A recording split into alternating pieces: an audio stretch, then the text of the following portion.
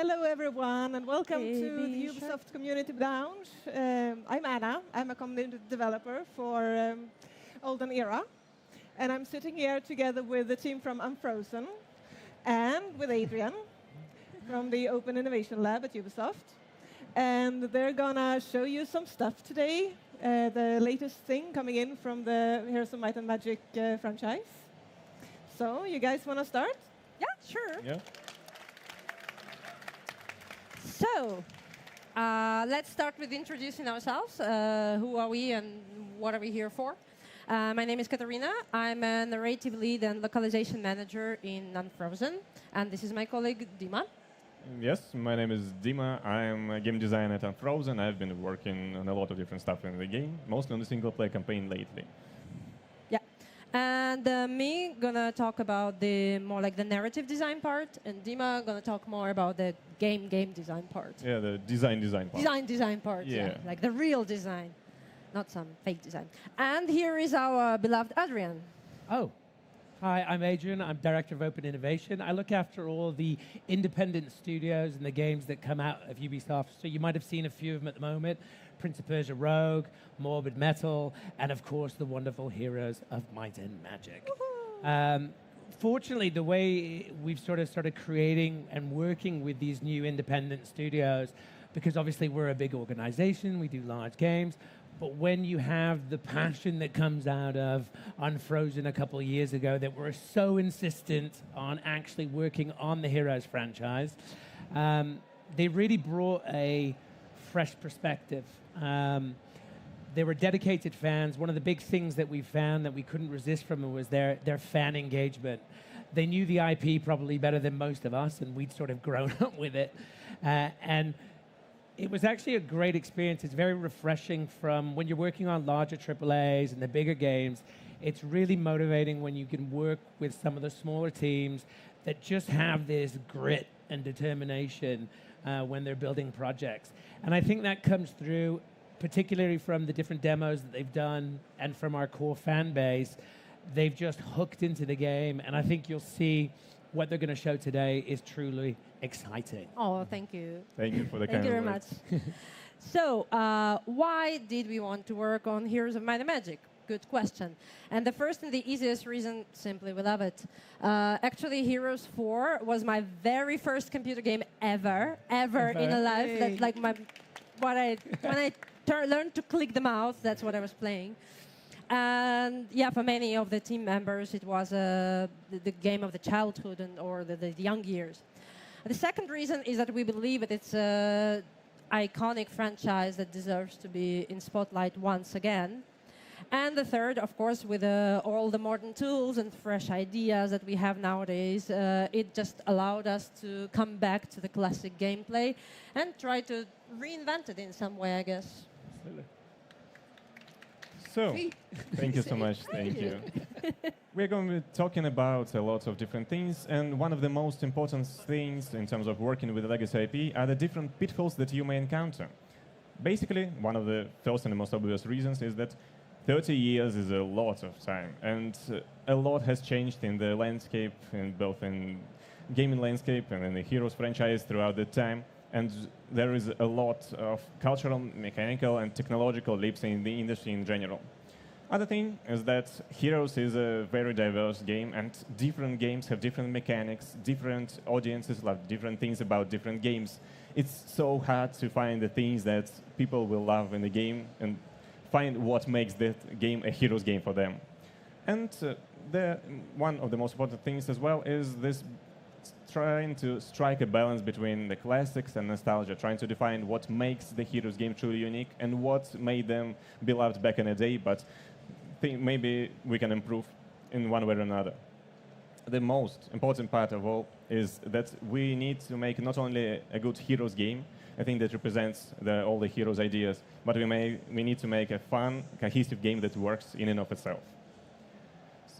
We're going to be talking about a bit of design decisions on my part, how we try to implement that in our version of this installation of the great franchise. So, first of all, the first question you ask yourselves, where do you even start? It's tons of games with different mechanics, different ideas, what do you use as a reference, what things you may use from different games, what do you take, how you develop this franchise. We decided to define some basic ideas. And first of all, we tried to define what makes a Heroes game. So we decided that we felt like there were three main gameplay pillars of any Heroes games. Is the role-play and strategy aspect, the one where you scout around the map, explore different unique objects, you interact with things and gather resources. Then you use those resources in the second part, is the castle building. You create your own castle, your own home base, basically, and you use it to improve your gameplay even more forwards. And the tactical battles that you encounter every single time where you meet different neutral creatures or other enemy opponents. So the castle building, I think, is the most straightforward one, so I'll be talking a bit more details about the two other things. First of all, is this role-playing strategy. Is a combination of strategy and RPG elements that make the Heroes game truly unique. First of all, we try to define what are the main properties of such an experience. We decided that it's an exploration, the feeling of great adventure, that you uncover some mysteries, discover these new, unique objects and monsters in the fog of war, and you explore the map, trying to fight with other opponents that are hidden in there. And light RPG systems that allow you to bring your heroes the way you want them, with a small influx of different skills, different abilities of these heroes. And the randomness that makes it all fun, it makes it all unpredictable, it makes every single game session truly unique and different from one another. So, how did we implement it in our game? We tried to follow several main steps and main ideas. First, we went to go for the visual clarity, so every object would be seen, it would be distinct from one another. You'll be able to see the camera from one particular angle, and you'll be able to explore the map just how we wanted to find a lot of different new things. We wanted to add more global mechanics, like the ones that allow your faction to evolve along with your heroes. We wanted to add more unique gameplay effects that generally increase the randomness factor in a lot of ways, with unique objects giving unique new properties that haven't been seen anywhere in the franchise before that moment.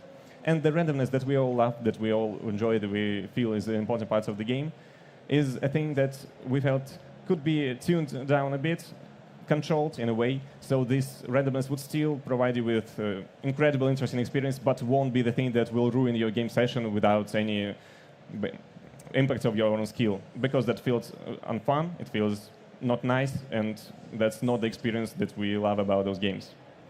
Going back to the tactics, I think the Hero 5 was a great example of a way to increase the interactivity in the tactical side of things without breaking things too much. And those core features were the differentiation between speed and initiative, two different parameters that make this aspect of moving units around a bit more intellectual in a way, and a lot of unique unit abilities that provide for different tactical options. And the heroes' participation in the battle, without making too much of a difference, they still are an important part of battles, and they are not just bystanders looking at things happening before them. How did we do that in our game? One of the main decisions that we had to do is to make the battlefields a bit tighter, a bit smaller. We had to balance the speed parameters quite a bit, so every single unit would be able to participate in battle fully. We wanted to provide for the tactical depth, making them not as fast and agile, and making this difference between the slowest and the fastest enemy a bit smaller. Also, hero is actually participating in battle. Any hero has a lot of different skills that can be used at any point of time, but they're not an active participant, and rather as a supportive unit to the armies, as we wanted to make this game more focused on your armies participating in the combat. And unique abilities, we wanted to make more, we wanted to make them more unique, more interesting. So we added tons of different unique passive and active abilities to all the creatures in the game, and basically every single one of them is distinct. There are not two unique ones, and they all have a lot of different abilities that you can use in your battle to gain an advantage. And another one, last but not the least important thing, is the energy system. Whenever you attack, whenever you get hit, you gather some energy, you store it in a gauge in the bottom of the screen, the yellow one, and you can use this energy however you want, either for hero skills, either for unit skills, and it's only up to you to decide what you want to do with it. There are some systems that, of course, need to be updated. Throughout the 30 years of history, a lot of things have changed. So things need to be transparent, need to be intuitively understandable. So there should be a lot of tooltips explaining mechanics not only for the veterans of the series, but also for the new audiences. This so-called positive randomness, as I've told before, the controlled randomness in a way that not only you get different unique random outcomes, but you also can affect them in some way, so they only provide you with some positive experiences rather than negative obstacles on your way. And the approachable design and everything is quite an important thing to add to the game nowadays. Expanding the variety. We all love the variety in all the previous games. Some of the previous games have less variety, some have more. We decided that we want to make this one of the core features for our game. We wanted to make factions fully distinct, with every faction having its own unique, completely distinct, unique faction ability that will affect the battles, most of all, but some of them also affect the global map exploration. And all the units are unique, with different stats, with different abilities, different passive and active skills. And also, one of the most important things that we are the most proud of is our innovative map generator. We have put tons of work in it, and we wanted to provide players with an ability to generate random maps, so the possibility for different gameplay stations would be literally limitless. And the map generator that we made allows you to create maps really advanced with a lot of different templates, with often different mechanics, and basically now 2 single gameplay sessions will be alike, and we are sure of it.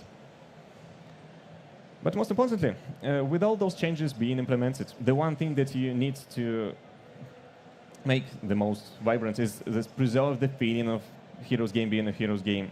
You need to balance it on a few different scales, to find a perfect balance between fairy tale and epic fantasy without going into one of those directions too harshly.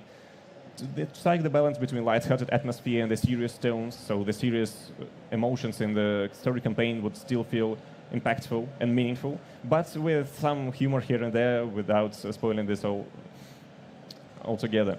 And you need to make it approachable not only by new audiences, but familiar to the veterans, so the people of basically all generations that have played these games throughout those 30 years and the ones that have never played those as well would be able to find something that they will enjoy in our game. And single-player experience in a lot of ways had to be also redesigned, reimagined. We decided to stay away from the multiple campaign option, and instead we want to provide new players with a cohesive storyline, single-player experiences that spans across 3 acts and will have a meaningful impact on the world of Anno, where we are going back.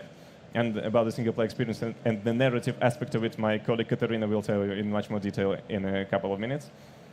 We wanted to give players really impactful, meaningful choices, so they will be able to choose how the story would unveil in the future, what side would they want to support, which side they want to be defeated. And also through these choices comes a huge grain of replayability. We believe our campaign can be replayed several times, choose different options, provide different missions in some particular aspects, depending on your choices. And even playing the campaign second and third time, you'll be able to see new things that you haven't seen before. And this continuous progression that we have talked about is also supported by a bunch of some sort of meta progression mechanic that allow you to transfer your progress between missions to make it even more cohesive and even more continuous. But multiplayer is also a really important part of the game for us, because we know that a lot of people have playing multiplayer in previous games of the franchise. So we've done quite a lot of work to improve this experience. We introduced a number of game modes, 3 to be exact. The classic hero mode, the one that we are all familiar with, the one hero mode, where you only control one hero, which makes it a bit less focused on macroeconomics and macro management and more on some sort of RPG-like experience. And another mode that we're introducing in the Heroes franchise is the arena mode, where you're able to draft your own hero with own spells, with random assortments of those. You choose them yourselves, you can see those on the screen. You draft those skills, you draft those spells, you draft those units, and you go straight into battle without any exploration needed, providing quick sessions of 10 to 15 minutes just if you want to unwind after a long, hard day, or if you want to experience these battles without the exploration part, which sometimes can be quite long, and we understand that. On top of that, we have a lot of matchmaking modes, one matchmaking mode for every single mode that I described before. every one of them will have a different separate ranked system, so you'll be able to gain levels on the ladder in arena and then afterwards start from scratch in the classic mode. And that's not the thing that we leave solely in our game. We also have all the traditional multiplayer options with the ability to host custom game lobbies, to host your own game sessions, to basically set the game flow the way you want, to play with your friends however you want, to break the game in a variety of different ways. So, coming back to the narrative decisions, I am giving the word to my colleague Katarina, and she'll tell you a lot about that. Bâton magique. Thank you very much, Dima. Thank you. So yeah, as Dima said, I'm gonna talk more on the narrative part of the game. And we're gonna start with a very simple. So what we knew is the Olden Era is an original story in the Might and Magic universe. It's not a remake, it's just a new game in the franchise.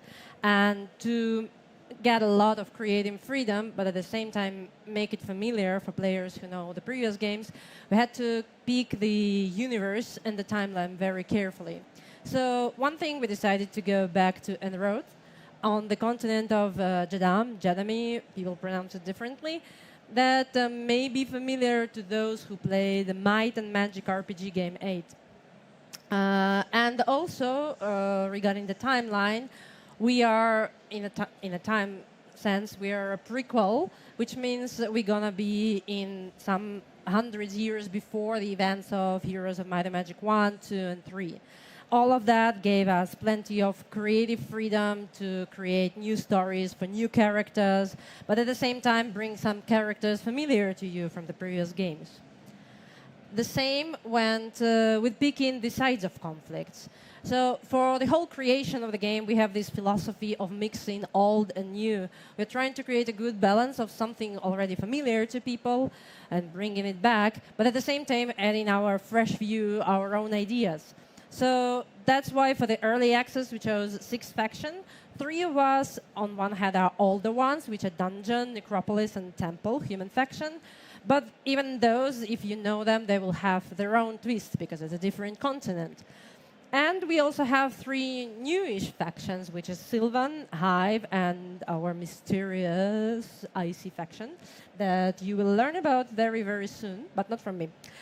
So those factions are like new, but at the same time they have these familiar maliciousness, some of them, or nature spirit in other ones. And we wanted to introduce the lore both for old fans and also for the new players. That's why while you're playing the campaign or even the multiplayer, you will encounter some creatures that you may be familiar to you, like griffins or like vampires or even dragon slayers from Might and Magic 8. But at the same time, there will be new characters and new institutions on the continent. The way we wanted to present the lore is the way that it doesn't overwhelm the player. Basically, when you're playing the game, you will find the bits of lore here and there. You can read occasional, as you can see on the screen, the biography, for example, of one hero. Or you can learn about the universe while reading the descriptions of the units. Or you can pick an artifact and there will be some small lines of lore. So like this, it's not just a wall of text that you have to read and carefully, but it's basically a bit of here, a bit of there, which we wanted to adapt to the modern world of information coming to you in a very small bites, but at the same time being well consumable, I would say. So what about the character set? As I said, we wanted to bring something old back. For example, the characters that may be familiar to you that played the older Might and Magic games, like Ethric the Mad or Octavia from Heroes 3. And at the same time, we not just put in these same characters and, well, they're just there, but we're going to try to expand their stories to add to what we already know about these characters from previous games and basically see what happened to them like some hundreds of years ago before Heroes of Might and Magic 1. And And another way of talking about the universe and introducing the universe for the player is the characters of the campaign and the game itself reflecting through the world. So you just read the conversations and you learn bit by bit, you learn like what's going on Jeddah, like which powers are here are more important, which powers are less important, who is new here, who is old here. So all of that is introduced to you through the character's speech, actually. And we also chose for the campaign to stick to a smaller set of playable heroes, but they have much bigger personalities. So it's not just a random hero you pick in tavern, but it's someone you will actually, I guess, get a chance to get attached to. And you will be following their story and seeing, like, okay, what's going to happen next with these heroes. The other thing, apart from the playable characters, we have actually a set of really striking non-playable, like NPC personalities that I'm not going to spoil about too much. It's a secret. But they won't be just, like, you know, quest givers that, like, say something, tell you, okay, go there, pick this artifact and come back. But they actually, all of them will have their own ideas. They are all sticking to one or another side of the conflict, and you will be able to follow their conversations and try to figure out like who is who and who is actually the good guy, who is the bad guy, whom are we liking, whom are we not liking. So they're not just, yes, as I said, some quest givers. They are their own characters that you will not impose. Like, we don't want to impose, like, okay, this is the right side, this is the good side. We want the players to be able to play the campaign and actually decide, okay, I like this guy. I think like he's right. And then like maybe strike a conversation online. Like, I know, like, I think he's wrong. Like, my favorite is another one. So that's something we were trying to succeed through the also the non-playable characters. Speaking about the narrative means, one thing I already said, we tried to adapt it to the modern world, meaning providing a shorter pieces of lore, but at the same time more meaningful.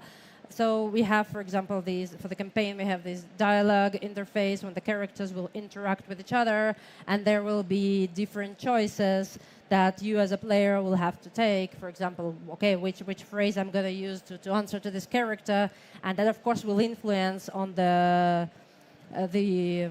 outcomes of the campaign. So, for example, you like can say something like, "I don't like these fairies; they're suspicious." And then 3 missions later, you turn out that the fairies are also suspicious about you because they heard you don't like him. So that's something we wanted to give basically the players the choice with whom they want to side, who is the bad guy for them and who is the good guy. And even if, as I said, they're going to be the smaller beats of lore, it doesn't mean it's going to be shallow and we just like, okay, like here's the sentences and forget about it. No. If you are not really into lore, if you came here for multiplayer, fair point, you just play multiplayer, you don't have to read it. But if you're actually gonna seek for it, you can learn a lot about the universe, the events, the characters, by reading the biographies, reading the creatures' descriptions, etc., etc. So you will notice that actually many heroes, in one way or another, related to each other. One knows another one, and then something happened between them in the past. But yeah, as I said, if you're not here for lore, well, I'm watching you, but it's up to you. No judging.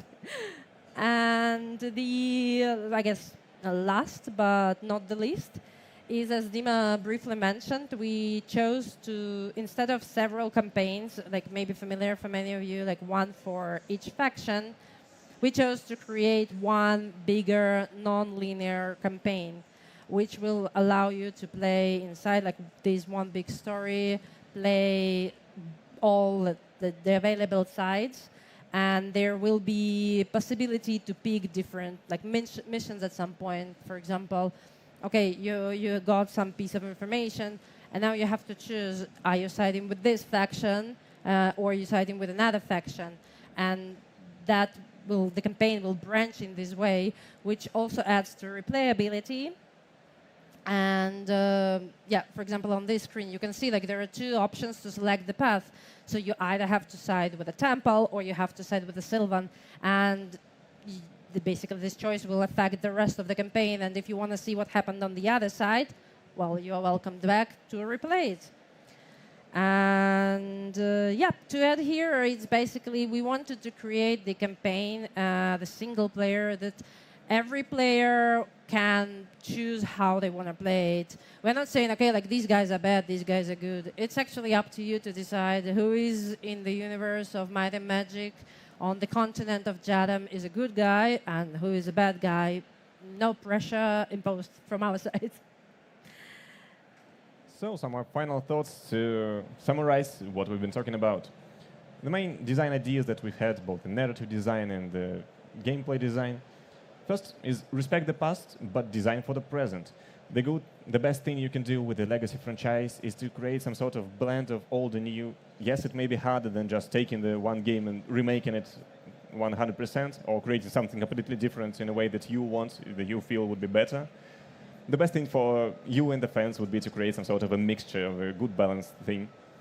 It combines all the best items and ideas from the old games, but also adds some new that makes the experience overall much more refreshing and much more enjoyable in the end. The second one would be intentional in what you revive and what you retire. That's the differentiation between the classics and nostalgia. The idea that some of the things that you liked back in the day may be not the best for your version of the game, for this particular experience that you're trying to provide people with. So you'll have to make some harsh decisions here and there, what to adapt and how would you do it, while preserving the feeling, the atmosphere, and all the things that make those games truly special.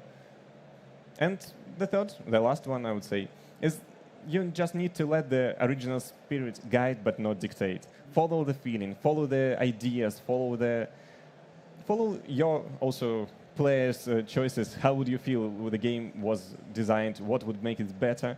But don't let it dictate your design decisions. Don't let it force yourself into situations that make the overall game a bit less enjoyable than you would feel it deserves. And that's it from us today. Thank you. Thank you. Okay.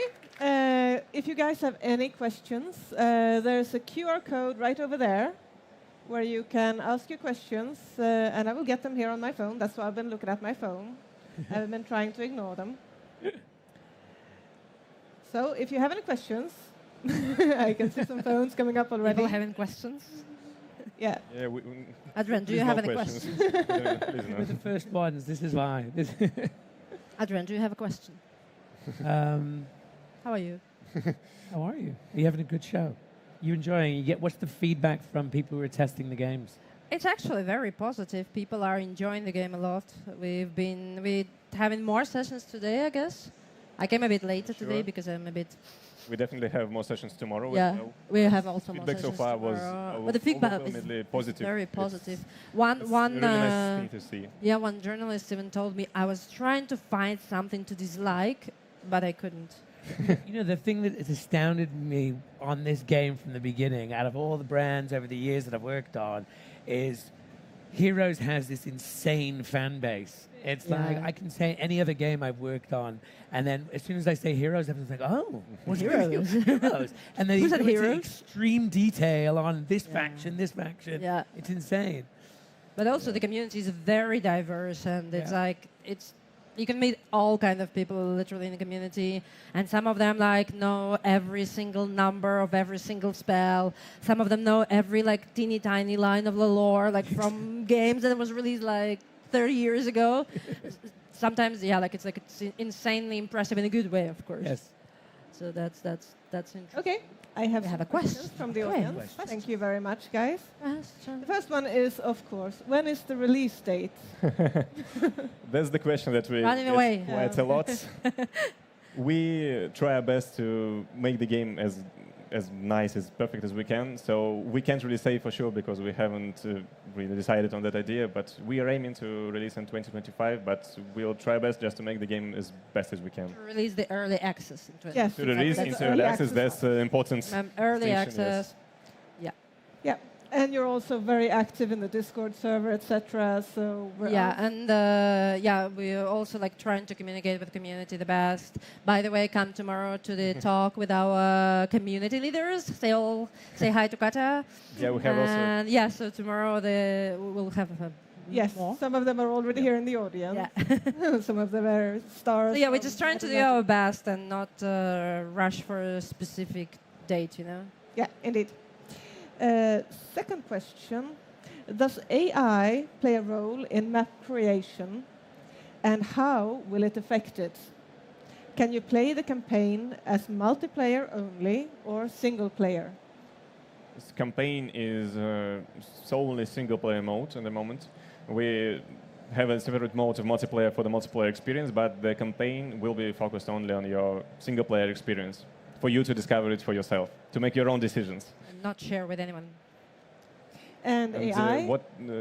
is it involved in map creation? AI? No, somehow? all of we have two ways of AI is in creating maps. neural networks we were talking. It's kind of difficult to explain, isn't it? Because AI is a huge topic. AI is in design. Bit of an umbrella term, but if we're talking about the neural networks and all of that, we have only two ways of generating maps. One through our customly designed random map generator, which was fully created by our coding team.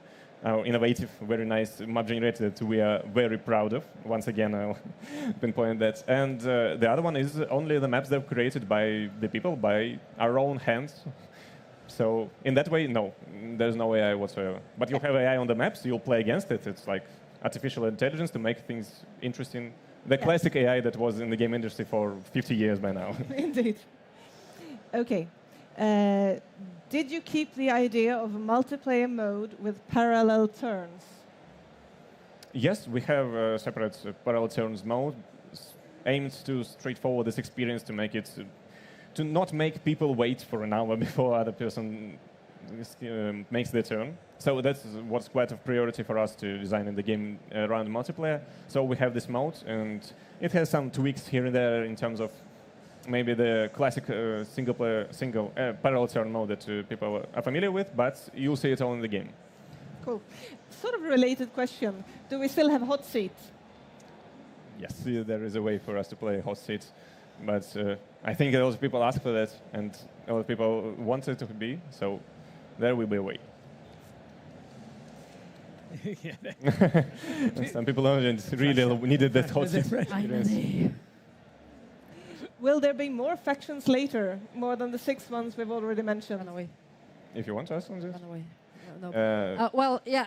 As we said already, for the early access, there will be 6 factions, 5 that you already saw, if you're following us in Discord or other social medias, and the 6th very mysterious, very secret faction. And then we will see how it goes. And we have some ideas. maybe we have ideas. We have a lot of like ideas. that. As Adrian said, we are full of ideas. But the roadmap for the early access will be revealed later on, and you'll be able to see our plans for the early access. Yeah. I'd say it like that. Indeed. Is it PC only or planned for other consoles as well? At the moment, we aim for the Steam release. It's our main platform that we are aiming for. And if we have any updates on any other platforms, as well, we have some ideas here and there, but they all be revealed later on. Stay tuned.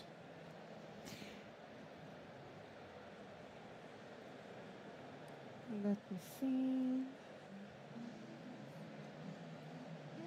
What other games, beside Might and Magic, and non-game elements inspired you while you were crafting the game? I guess one of the inspiration that we have is also our beloved franchise, King's Bounty, the one that was revived in the early 2000s. It had some sort of inspirations for us. We took some inspirations from different strategy games as well, from different RPG games. We played tons of games like Civilization, Disciples, and in one way or another, all of them influenced our way of thinking, our way of designing things. So you'll be able to find all different types of influences here and there.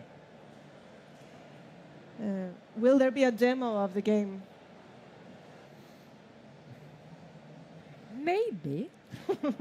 There is always a chance, Or maybe not. but maybe not. Who knows? Who knows? Here's an interesting one for you. You've said that the campaign will be non-linear. Does that mean there will be more than one canon ending to the story? At the moment, it's still a bit early to talk about the ending because in the early access release, we'll present only the first act of 3 of the campaign. So at this particular moment, Act 1 has only one canonical ending that will lead you into the following acts.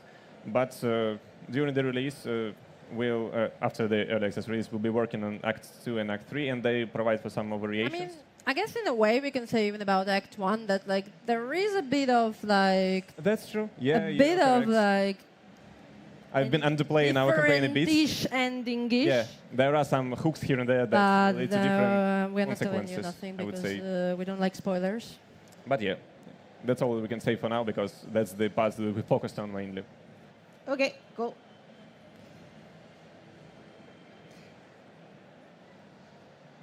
Here's one. I have played a lot of Heroes of Might and Magic games, and my experience is that you usually have to be quite aggressive. Can I play the game and be very defensive? I guess the answer for that would be that we have a lot of different customization tools for your single-player games in person. We can't control how the multiplayer players will attack you, sorry about that. But in the single player, you'll be able to adjust the difficulty the way you like, adjust the basic aggressiveness and harshness of the monsters and array around you. So you'll be able to create this experience the way you want to play it. Okay. Is it possible to play local multiplayer? I guess that's the That's question the related to the hot seat question one. that we So, already Yeah, got before. similar question to that. or is it like LAN network, LAN parties, some sort? I'm not It's the exactly land sure. parties of the double I'm not sure is that a Amazing. theme still. So. I'm not sure. Can say it. I'm a single player. I sit in my cave and don't communicate to people. Here's one. The small monster battles on the map could sometimes feel quite repetitive. Have you made some changes to make that more exciting? To make what part exciting? Could you please repeat? Like if you have small monsters that you need to clear from the map, if it's just one stack of a tier 1 unit, have you done any changes to make those kind of battles a little bit more interesting or quicker? As I said before, every single unit in our game has some sort of unique abilities. And there are some surprises with the lower tier units, I won't spoil anything, that you'll encounter when you fight them. So I think, yeah, there were much more interesting things in the battles, even with the weaker opponents. Some passive abilities, some active abilities. There is a lot to discover. Will there be tools to create custom maps and campaigns? Yes, we know that's really important part of any Heroes game. The ability to give people the ability to create the maps they want to play and to share these tools with the community is one of our goals for the early access. Yeah, the So- random map generator will be there in early access already, and as Dima said, we are very proud of it. Yeah, but the map editor itself will also be presented at one point of time. We can say for sure at this moment, but we're planning to release it, of course, to give the players this ability. Here's a question from Matthew. Hi, Matthew. Hi, Matthew. In many Heroes games, the starting faction was just a starting town. Will Olden Era go for strictly faction-based gameplay? There is some, I guess, if we speak about our loss system, for example, that stays with you for your match. So if you don't know, if you haven't like followed our devlogs, so basically the loss system is something new we have. It's another like, kind of a technology tree, I think we can call it, that you will be able to unlock to boost your faction, and that will stay with you, even if, for example, let's say you started playing as Necropolis, you lost your old Necropolis cities, and you got like Hive cities, but the law system will still be of the Necropolis. So, yeah, and also we have a faction Hive that is very... basically, the idea of it is to be kind of a mono faction that encourages you to play only with Hive units. It doesn't like it's not obligatory. Of course, you can find all your ways, but that one really like encourages you. Like, okay, I want to play like only like this solo faction. I don't want to mishmash. So that's So where you look for. the short answer would be yes, we have some inclinations towards Don't this like short answers. faction importantness in the game. But of course, you will still be able to conquer other cities and play with other faction units. That's always available for you. Depending on the map, of course, but most of the time, yes. So it's a mixed answer, basically. There sometimes yes, sometimes no. It's whatever you choose, basically. Yeah. Like you wanna. There also we have some amount of templates prepared for the random map generator. And every single template is different one from another. So it will also you can pick your favorite that suits your play style. And yeah. Here's a bit of a curveball, maybe. Oh, I don't know how much you can say about this. Probably not much. Will the secret faction be involved in any way with the Vori?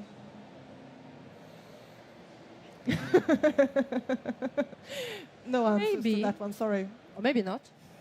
as per usual. But mostly, soon enough, you'll be able to know much more details. Yeah, about if you this followed faction. if you're following our Discord, you maybe saw some weird things going on there yesterday. Hinting By the way, on join our Discord. We something. have an active community Join there. our Discord. And There is we a are also thread about present there all the time answering your questions. So if you have any other questions that we haven't answered here, you will be able to ask them there. Yeah. So But yeah, if you're not following us in Discord yet, do please, and you can also always ask us more questions there. Basically any hour of the day, of the week, of the month, of the year. So you'll see much more details about the sixth faction really soon. Yeah. No worries. Absolutely. Okay. Is it going to be playable on Steam Deck? We already, actually, one of our colleagues, just for fun, tried to launch it on Steam Deck. So technically, it is already possible. But as we said, as Dima said before, for early access, we are aiming for PCs, for the Steam. And the more platforms, the more For the desktop devices. experience, Yeah. basically. So yeah, on the early access, it will be desktop experience. But of and course, then we know how important Steam Deck for many users, so we keep Me, that in for mind, example. for sure. Okay, final question from Martin. Are there still Hi, Martin. Hi. Are there still dwarves in the game because they are the best fantasy race? Sorry, who? Dwarfs. Do we Well, have any dwarfs in our game? As you saw in The roster of factions was introduced, so there are no dwarfs there, sadly. But who knows what future but as we brings said, us. hopefully that's not Maybe in the future. So yeah, we'll Maybe in the future, that's the only answer we can give, sadly. But depending on your feedback, we'll maybe reschedule some things. So we'll try to listen to the community feedback in general. Yeah, join us on Adapt to Discord this. and pester us about it. Thank you so much for coming, everyone. thank you guys. Thank you. Amazing. And thank you. Thank Thank you, you for and the thank you, introduction. and thank me, and thank you, and Thank thank you. team. All right, welcome everyone here at Gamescom 2025. It's great to see you here with us today. And I'm not on my own. I am Celeste, Community Manager here at Ubisoft, and I am joined by two great devs here with me. Hi, Hi, if you want to introduce yourself. Lukazi. Yeah, so my name is Dylan. I'm the art director on this project. And I'm Matt. I'm the marketing manager for the project. So yeah, let's talk about like the big announcement from yesterday for the Rogue Prince of Persia, right?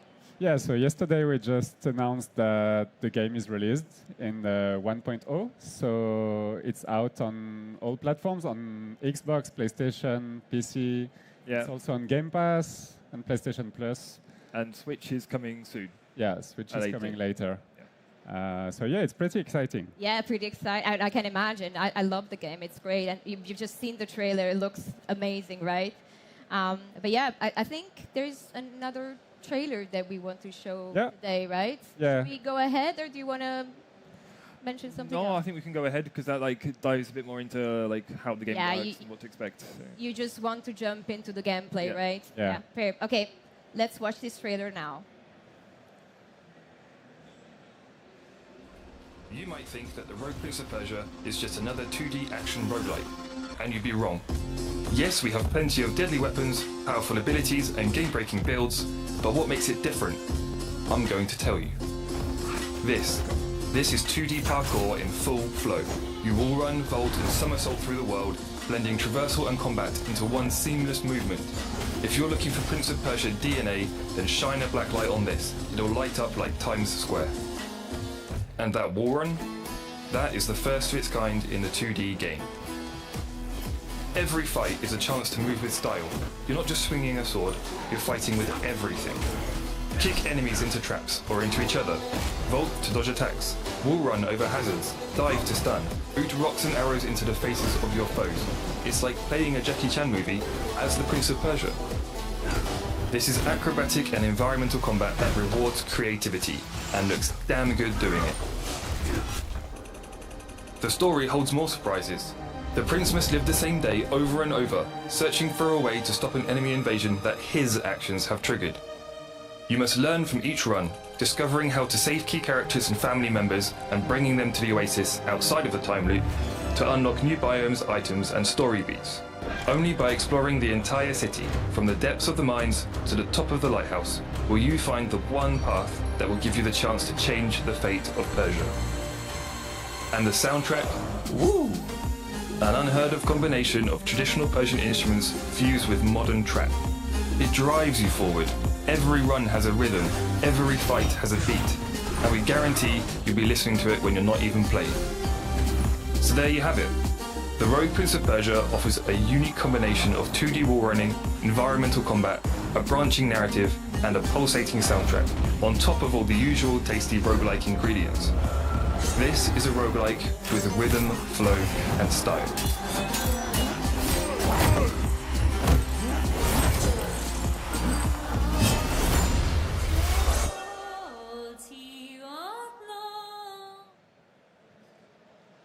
Great. I love this, honestly. How does it feel to see this finally, happening?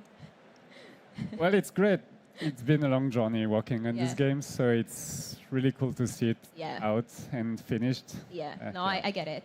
But yeah, I guess we can jump straight into the gameplay bit. For sure. If we can switch to the demo now. Yeah, thank you. So how long have you been working on this project? 4 years. Yeah. So yeah, it's been quite a long time. But yeah, it's nice to finally be at the end and actually see like the final result and see people playing it. So this is the intro, basically, of the the game. This is the intro. So basically, we are playing as the prince. He attacked the Huns, which are the bad guys in this game. And so there will be a quick introduction video, I guess. You can get to it.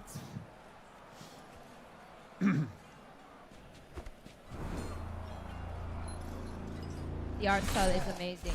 Thank you. Yeah.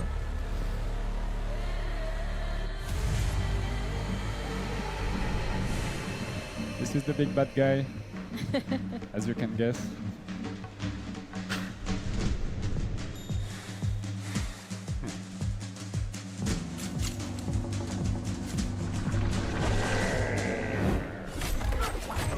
It is a big bad guy. Yeah.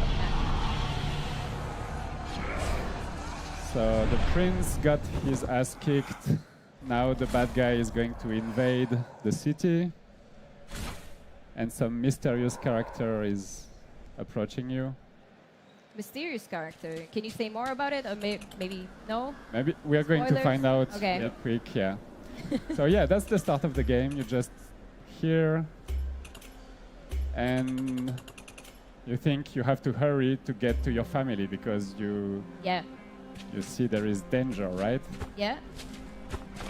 So right off the bat, we introduced the main feature of the game, which is this back wall run, as we call it. Yeah, a bit of parkour. Yeah, nice. Yeah. Every time there is a wall behind, you can walk on it. And so this is how you maneuver in this game. Yeah, like we couldn't make a Prince of Persia game without the wall run. It's like if you think of Prince of Persia, you think of a wall run. So course, there's now the hints that you see the little step Yeah. that tells you that you can run on the wall, right? Yeah, yeah. This is just in the beginning of the game Yeah. to help you understand the Yeah, mechanic. the tutorial. Yeah. But then you can just wall run in any direction and Yeah. move quickly like this. And yeah. So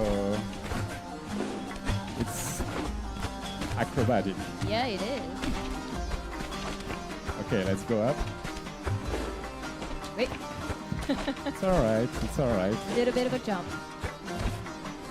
And here is the mysterious character. Here we go. So it's patchy. And as we can see, the city It's has been burning. attacked. Yeah.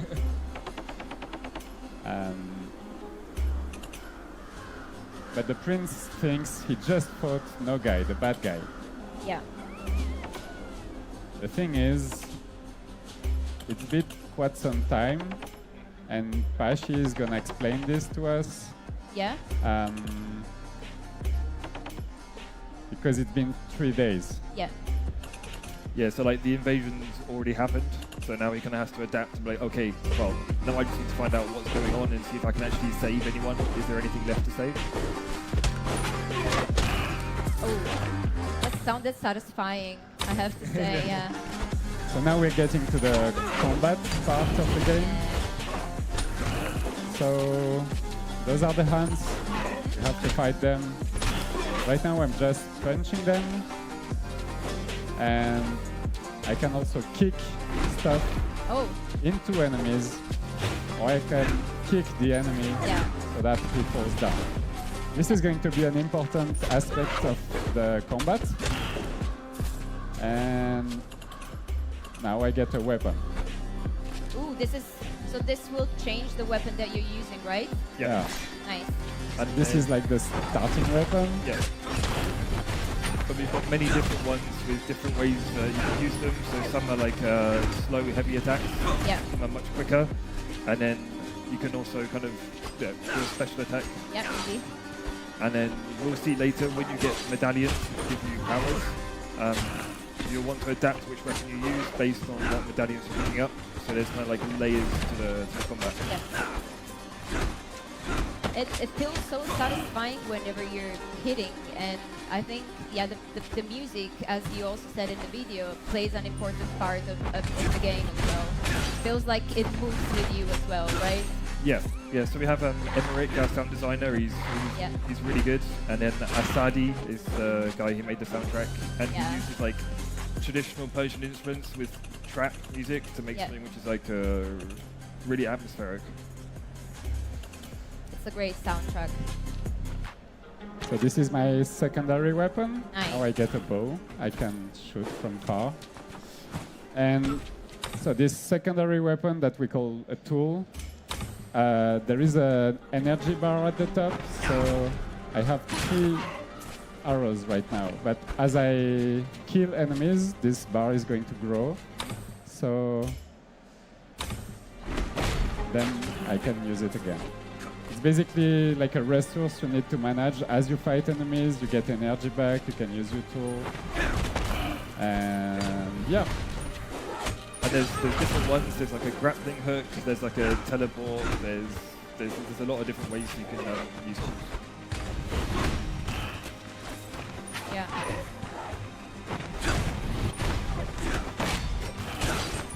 Are they throwing bombs? They seem dangerous, yeah? Sorry? Are they throwing bombs? I've noticed. Yeah, these guys, they can throw bombs at you. So usually you want to take them out first so that they don't bother you. But you can also kick him in his own bomb. So now he's dead. Nice trick. And here is Pashi again. The prince is sad. He made a mistake. Oh no. Oh no. And yeah, so now we're going to go to the next level. And so this is a roguelike. Yeah. Every time you die, you come back to the beginning and you get to try again. Well. You will see that each level is quite different. Now we are in the aqueduct. And we're going to see these ashes. Yeah. So this is the main progression. Yeah. Every time you get these things, it will allow you to unlock new items when you die. So that every time you try again, things get a bit easier. You get new weapons. You get new powers. You get Here I just saved my cinders so that they go to your base, basically. Yeah. Hub. Nice. Yeah. Because if I don't do this and I die, I lose everything. So it's like a checkpoint of some sorts. Good thing then that you did that. You had quite a few, or was it just a little? I haven't checked. Yeah, I could also break the thing so that I get more cinders. Oh. And it's like risk and reward thing. Oh yeah, it's a risky choice at the end. Yeah, so if I think I'm not going to die, I can break the thing, go further, and save it later. Yeah, no, I get it. The way that I play, I would just store everything because I'm always afraid to die. I get it. This is another unique aspect of the game. So if you manage to do perfect timings when you do acrobatic movements, you get a speed boost. And so now you go faster. Yeah. And then later on you can get upgrades. So like when this is active, you do more damage. Like you gain energy more quickly. Yeah. So it's like you're really encouraged to kind of do the perfect acrobatic moves to keep your flow going. Yeah. I mean, it seems quite tricky to master, but I can see that Dylan is an expert already. Yeah. I don't know how many hours you played. I played a little bit. Just a tiny bit, right? Yeah. But it is easier than it looks. Like, hey, Dylan's playing quite fast, but once you get used to the controls, which actually happens quite quick, you start putting off like crazy moves. Like even in the middle of a battle, you can like suddenly do a wall run and start spinning around, and it's very fun. Yeah, I love how he just slides in the water. Yeah, this is a good level for that. Yeah. This guy is going to die. Yeah. Good trick here as well.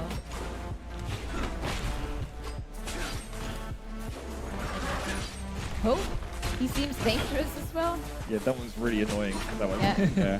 I'm not sure if I dislike him more or the one that throws bombs. I think this is worse. This one is annoying. Yeah. I really hate him. So, yeah.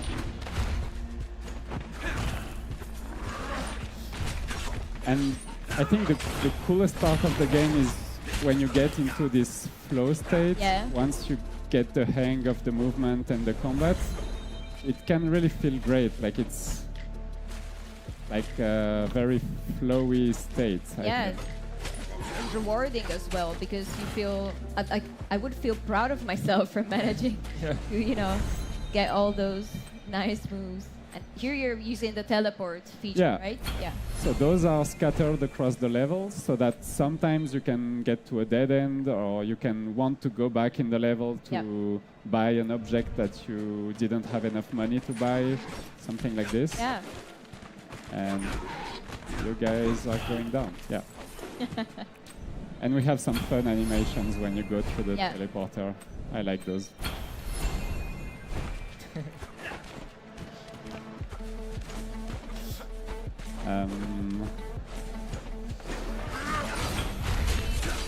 So maybe I'm going to get to the first boss. Yeah, nice. Just through here. I'm not gonna kill everyone. How hard is the first boss?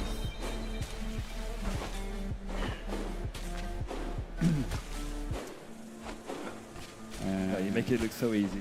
It's an easy game, no? Yeah. I'm gonna... no, it's alright.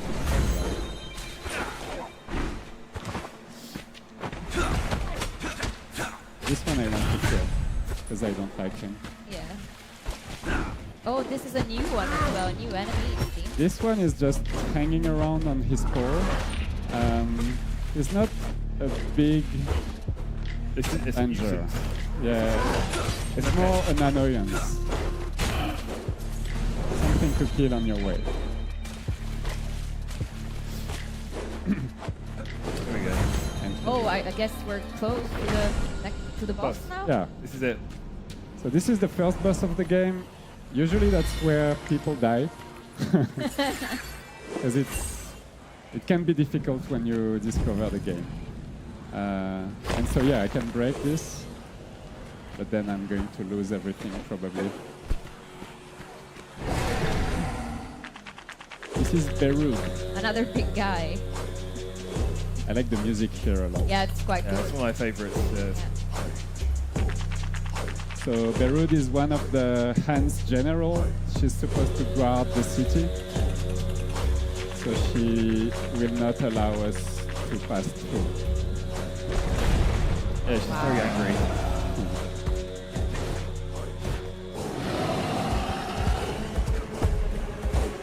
So I can kick the rock into her and break her shield.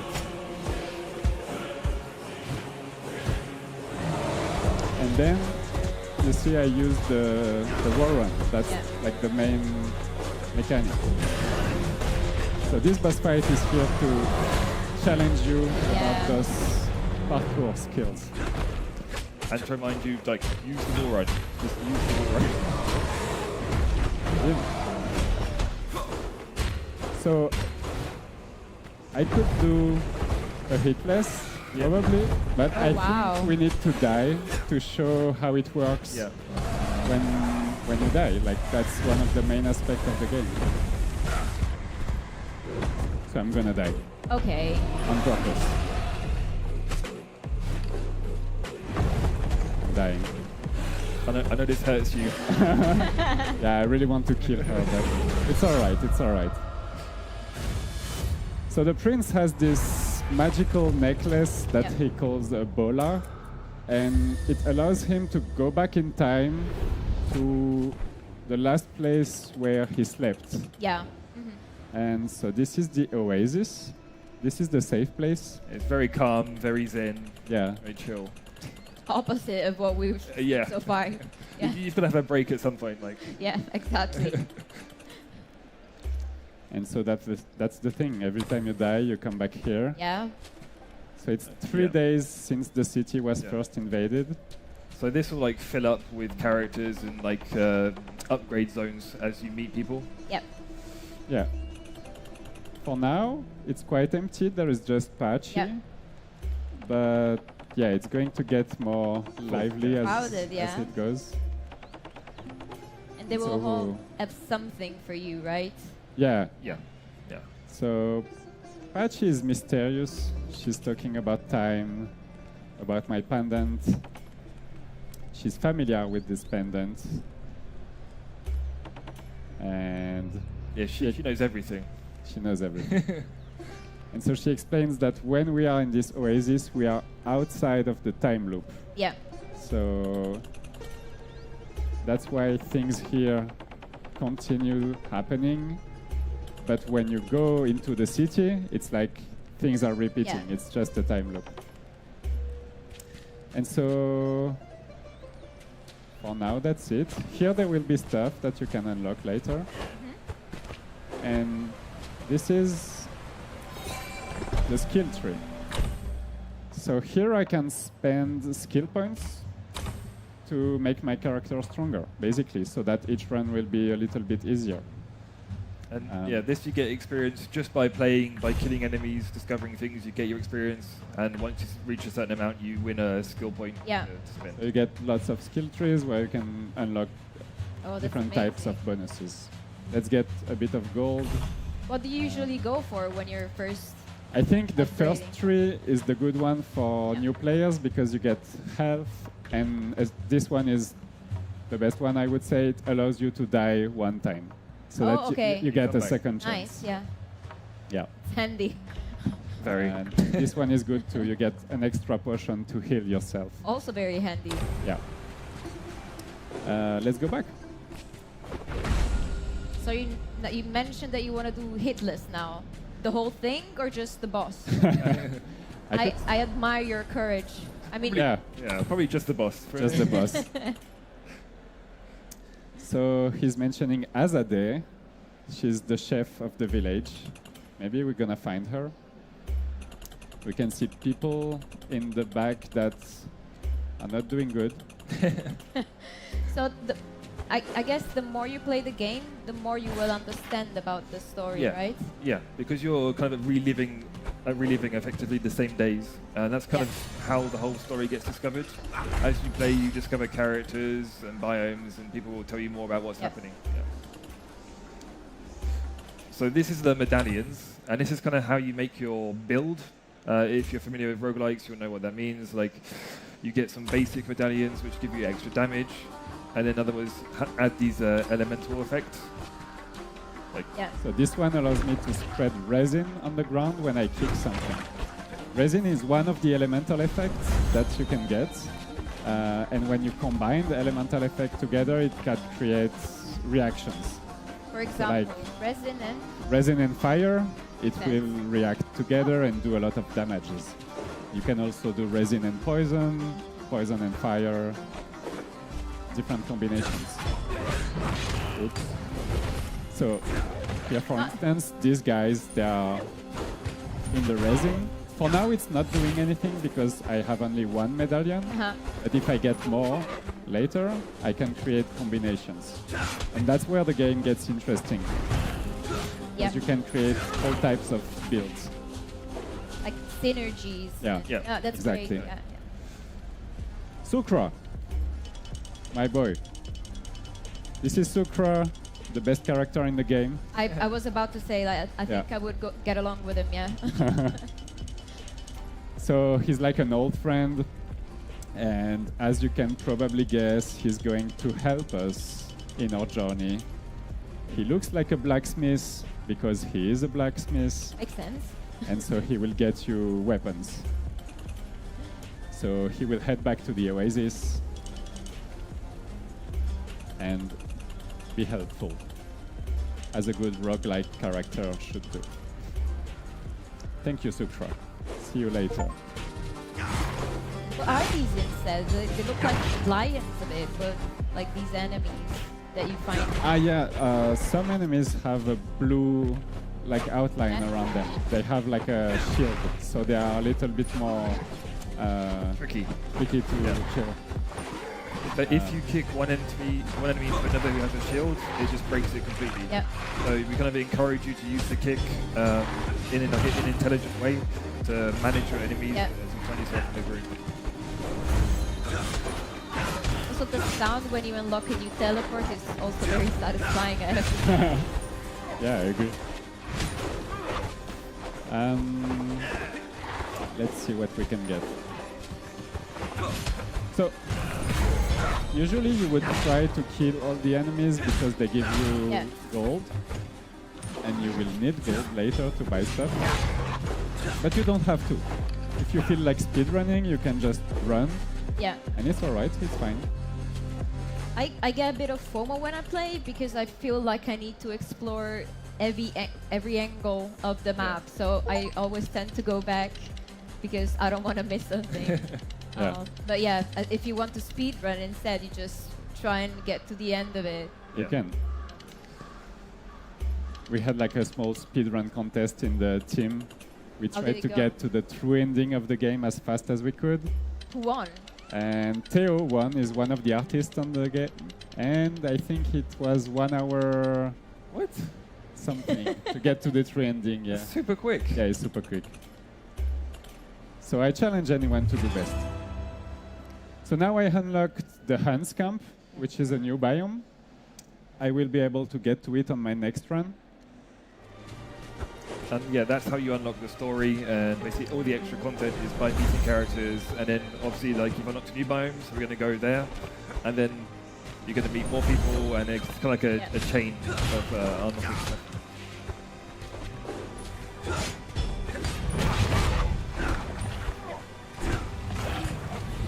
Oh, this seems like a hard jump, like very complicated.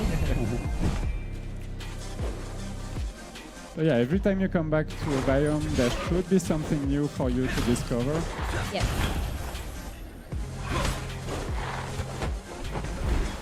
But we really wanted to have extra biomes at the start, because sometimes in roguelikes, the first biome is always the same.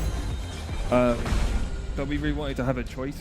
So there's actually 3 first biomes. So when you start a run, you can really just kind of think, okay, I want to do something completely different.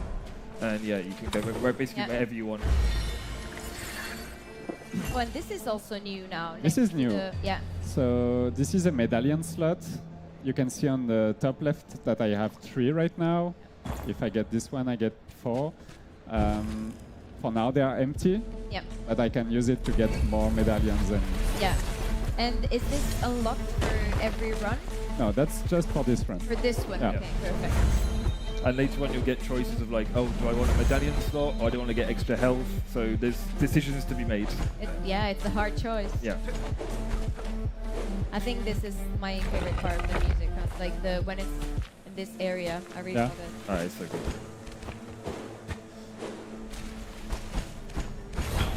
Oh, you're a pro. Speed running. We could. I want to see if I can find some new medallions, maybe, to show off cool reactions. Yeah, no, this is just a tool. So let's get this one. This one is cool because when you throw it, it comes back. Yeah. You can do cool stuff with that. Yes, if you've got like 4 enemies around you, you just chuck it and you'll get everyone. Oops.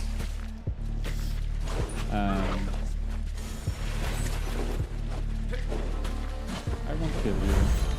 I could go to the boss, or I could keep exploring the level. So that's why we have those teleporters. So sometimes you find the entrance to the next level, but you feel like maybe you're not strong enough yet to go there, and you want to explore a bit more, see if you can find better weapons, Is this medallions. because you're afraid that you're not going to do anything this run? Admit it. I'm not afraid. But maybe we can jump to the boss Yeah, Yeah. sure. so we can get ready for... Okay, I can go to the boss. Let's do it. I'm deciding for you, I'm sorry. I have to do it with these medallions. Those weapons. It's alright. I can take this. And let's go.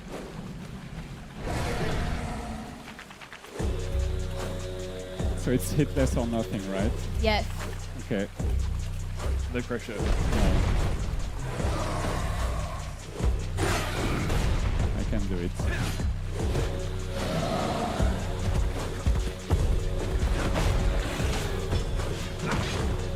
I don't like this weapon so much. It's a bit on the slower side. So it's very powerful, but the attacks are heavy. I prefer the faster. Fast, yeah. But it's fine. Okay.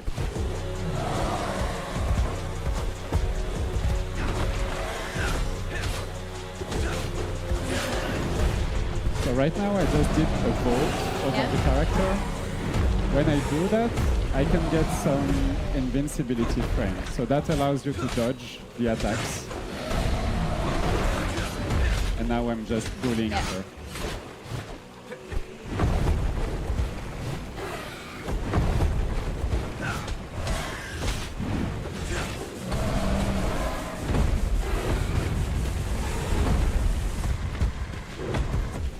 How much time do I have? No, you can finish this. Okay. And,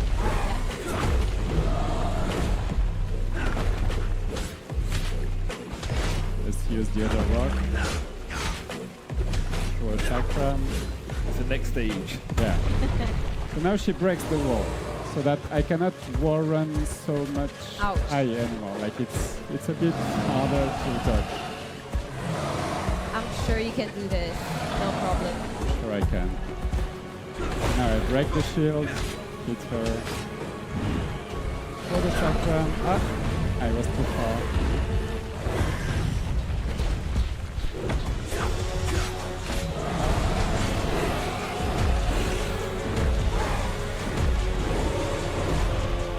What? Attack. Almost there. Oh no! It's alright. Oh no! No. Well, that was close. Okay. That was close. We believe that you're a pro, don't worry. It's fine. And we're going to kill her so that we can end this thing. And the kill. There you go. So that was Beirut, the first boss. You did a great job. I got hit. But yeah, now we have a nice surprise, right? I don't know if you want to introduce the next guest. Yeah, so this is Asadi and Sai. Asadi makes the soundtrack, and Sai is his wife who sings on some of the tracks too. So yeah, this is the guy who has these traditional Persian instruments, which you can see in the image.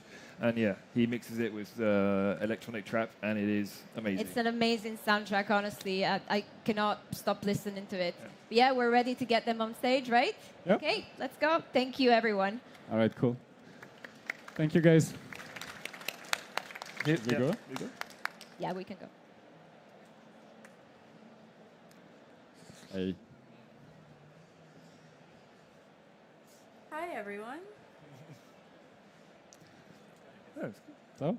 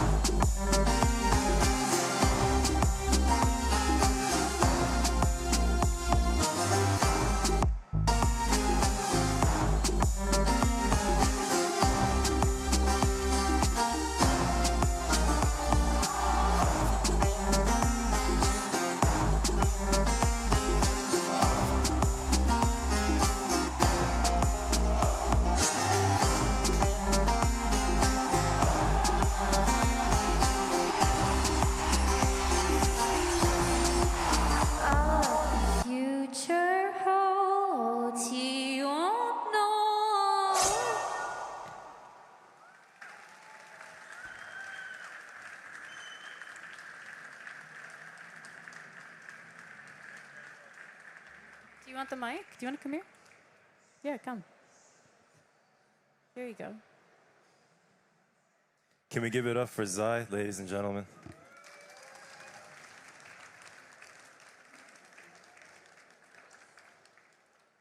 You know, I gotta say, I mean, I'm Persian American, and the Middle East isn't often seen in media, in gaming, in music, and so in the few moments when people from all around the world pay homage to our culture, we definitely pay attention and we see it, and we always hope that we can be culturally and accurately represented, as we are human beings. We do make art, we have our own instruments, we have our own culture, and it's such an honor to see a Prince of Persia game, thanks to the Evil Empire team, that truly and accurately represents Persian culture. We hope you see it too, and I'm very honored to be a part of this and represent my heritage.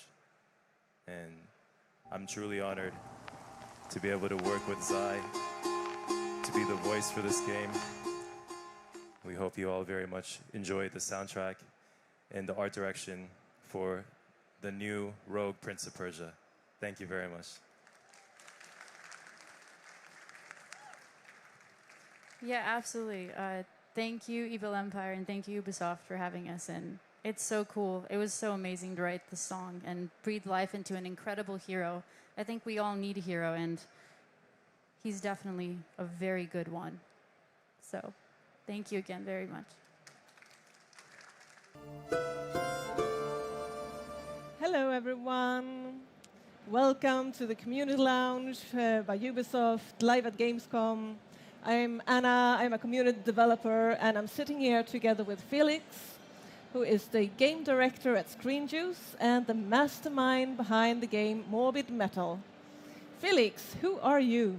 Hi, yeah, I'm Felix. I'm the founder and game director of Screen Juice, and I used to work alone on Morbid Metal like many years ago as a solo developer, and it kind of evolved into what it is now. Now I'm sitting here on the couch at Ubisoft. Somehow, I don't know how that happened. It's a long story. It's a long story for sure. So, what can we expect from Morbid Metal? Well, Morbid Metal is a third-person hack-and-slash roguelike in which you can shapeshift to unique characters to slaughter your enemies with really powerful combos. So you can think of like how in a shooter game you would switch weapons with a single press of a button, but here you would switch full characters. Each character has their own moveset and abilities and attacks, and you can switch between them on the fly during combat and chain the abilities together really smoothly to create really stylish combos and just, you know, wreak havoc on your enemies, really. Yeah. Amazing. And if the audience wanted to play that right now, could they do that? Absolutely, they can. Since the summer, we have a demo out on Steam. You can just, you know, hop in, play a little bit of Morbid Metal, and get a feel for the combat system. Yeah, hopefully you like it and have as much fun with the game as we do. Indeed, as a demo, not a full demo. game. It's a demo. It's not a full game. Yes. Yeah. Soon. Yes. Soon. Soon. Yes. TM. Yes. I hear that in the beginning, the first inspiration for the game was Dota, but the game is absolutely not like Dota right now. What are your current inspirations? Yeah, it started out many years, like 8 years ago when I started with the project. Dota was the main inspiration because I was just playing Dota a lot.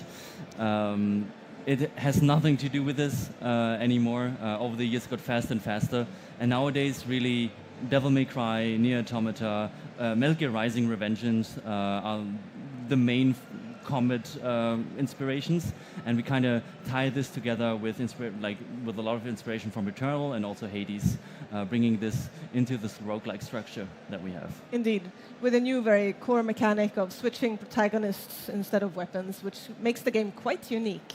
Yeah, absolutely.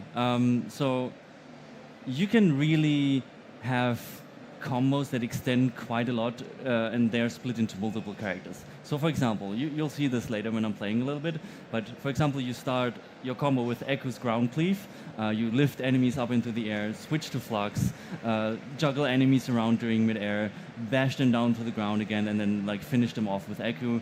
You have multiple character switches all around, you can fluidly switch between them at any time, and you just juggle your enemies, dish out damage with all sorts of attacks and chain them together. Yeah. Juggling enemies sounds pretty complex. Is this a very difficult, hardcore game? Depends who you ask. I would say to a certain degree, yes. I think it's kind of okay to just and easy to pick up, right? You can just get in, mash some buttons, slaughter your enemies a little bit, up until a certain point. Up until a certain point, you will need to really utilize all the characters and all the tools you have to your disposal and really explore the combat system, so you learn how combos work and how you can chain things together to actually progress in the game and get further. But it's still relatively intuitive, and you can just jump in and have some fun this way, up until a certain point. Indeed. What's the reward you're looking for when you're sitting down and playing the game? What's the feeling? What's the experience you want people to have? Fun. That's what we're all about. Yeah, but how? That's our core, right? Everything we design is always with the idea in mind that it's supposed to be fun, and we just want to have a good time for players. Our gameplay, our combat system is our core. Everything revolves around that, and everything in that revolves around the shape-shifting mechanic. So just going in, slaughtering enemies, and just having a really good time is what we want to do with this game. Really. Indeed. Yes. And currently you can play 2 of the protagonists in the demo, but there's going to be more, right? Yes, exactly. Soon when we're launching into early access, we're launching with 3 playable characters. Obviously, we have the plans to extend the roster during early access, and ideally, if players love it enough, of course, beyond as well. So yeah. The combos are going to be endless. The more protagonists we add, it's going to be crazy. Yes. The game is set in this quite post-apocalyptic world. It's very beautiful, but it's clearly falling apart. Could you tell me something about the lore behind the universe? Sure. So Morbid Metal is set in a simulation that was initially supposed to be some sort of last resort for mankind. It's in a distant future, and Earth has gone, well, things don't really go well nowadays, and we took inspiration from that. So climate collapse, wars, everything kind of just really goes down the drain. And the simulation was created by a few humans as a last resort to kind of make mankind survive, upload their brains, a little Matrix-esque in that sense. And you're playing as an AI in a long line of AIs that were supposed to be trained in the simulation to be the next evolutionary step of mankind. But really it's about you kind of finding your own place and breaking out of this endless cycle of abuse, because, well, you're going to have to slaughter enemies over and over and over and over, and it seemingly is never stopping. Indeed, indeed. There's going to be a bit of a cycle to get everything going and to break out finally. How about we just show them what this is about?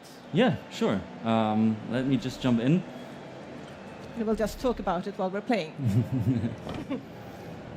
Let me steal you away for a moment.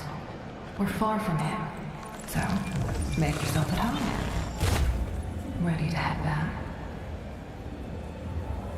So for this, I already unlocked the second character. Usually you unlock the characters over the course of the game, unlocking as you go.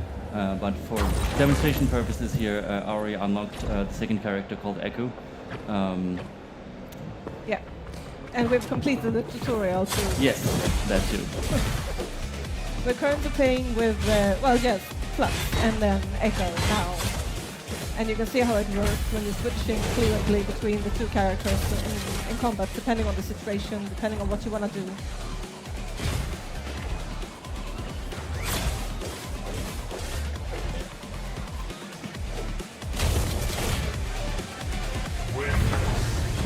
This is your reality.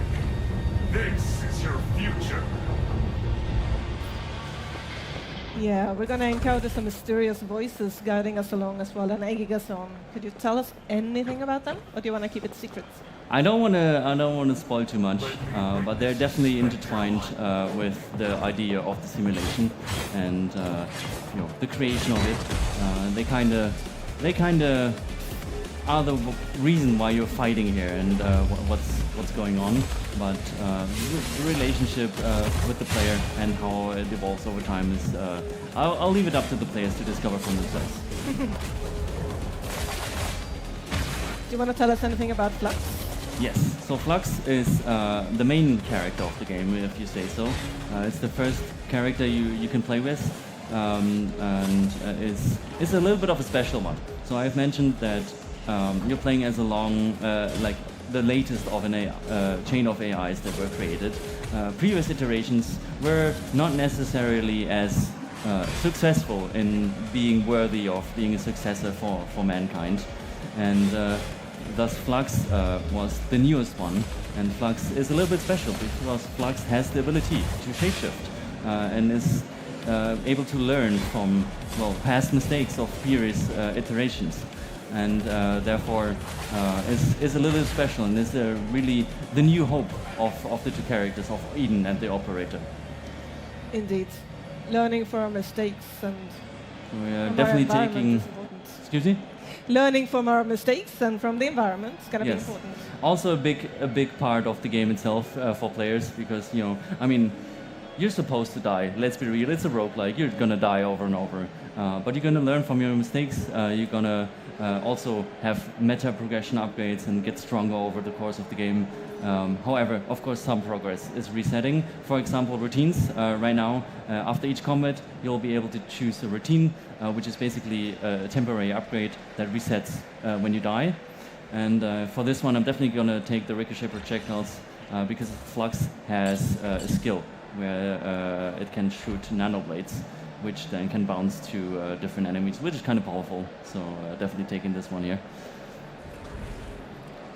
Yeah, I imagine as you're continuing to play, you find your favorite skills and your favorite abilities and build on that. Yes, absolutely. It's part of the idea of the game that you can.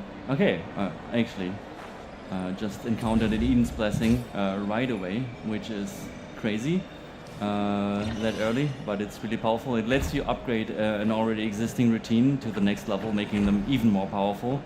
And especially if you get these early, it's not that much up to chance if you get something you wanna go for. Because I only had one of them. It's pretty clear what I'm gonna be upgrading. But you can see ricochet projectile is gonna make them bounce all about, which is definitely a very powerful upgrade. Indeed. And just to clarify, we don't know exactly what we're going to encounter because the maps are randomly generated every time you start. So Exactly. So we do have handcrafted environments. So everything you see here is built by a team by hand. However, the rooms and the levels are randomly stitched together. So each run is going to feel different. Each run is going to be unique. But we still want to make sure that we have really nice environments and high quality levels all around. And,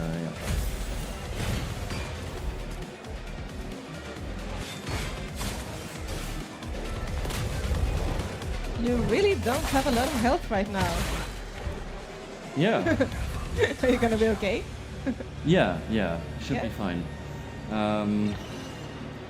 That said, so I bugged myself into a weird spot that usually doesn't happen.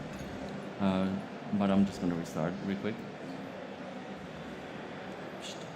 It is in early access. It is not even in early access. Not even yet. Luckily, that happened right at the beginning of the run. Yeah. But yeah.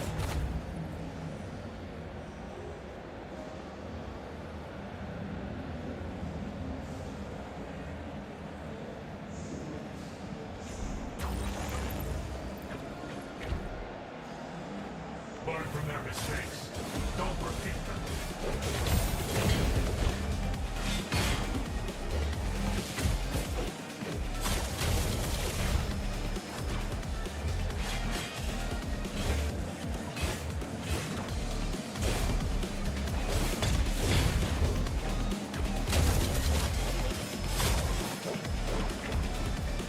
Oh, I was going to say as well, while we're playing, you can always point your phones at the QR code over there, and you'll get the ability to ask questions for Felix, just in case there's anything you're wondering about the game. We'll have some time at the end to answer those, I hope. They are obstacles on your way to perfection. Nothing more.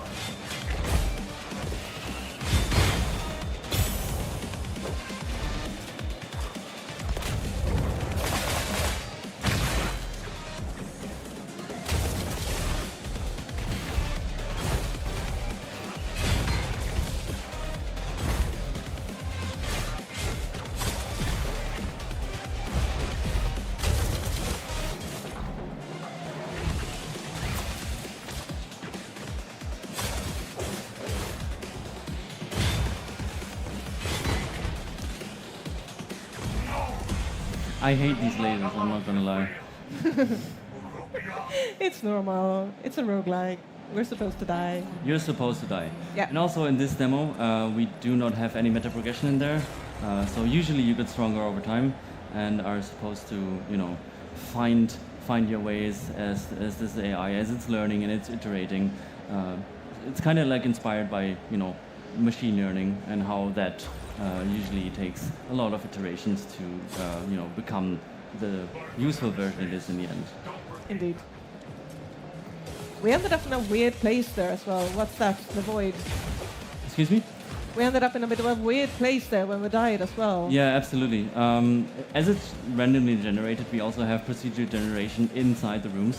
For example, these lasers appear sometimes, which, you know, can sometimes put you in a little difficult situation, but they do, you know, switch up the combat in certain rooms every now and then, and it really adds a little bit of, you know, extra spice to the combat scenarios.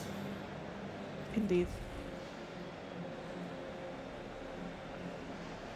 They are obstacles on your way to perfection. Nothing more.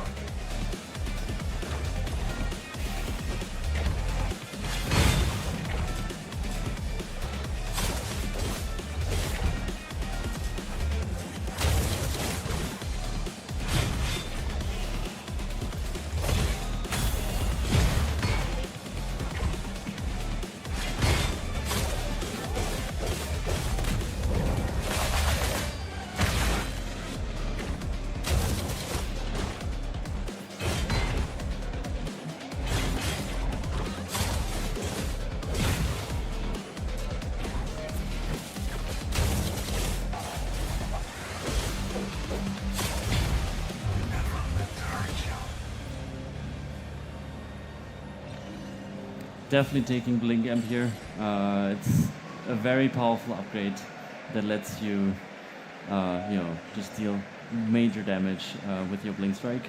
And some of these upgrades have some really awesome synergies.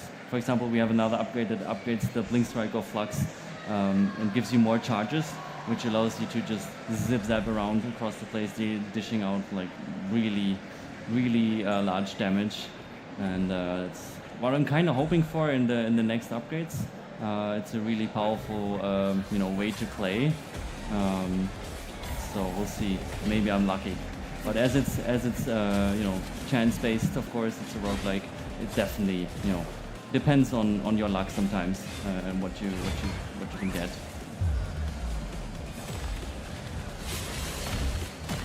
Let's hope we get the right ones.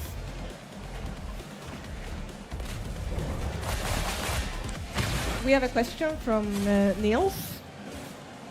Will the game be available for consoles or only PC? Currently only focusing on PC. However, we're looking into these kind of things, but you know, cannot really say anything at this point in time, unfortunately. Mm.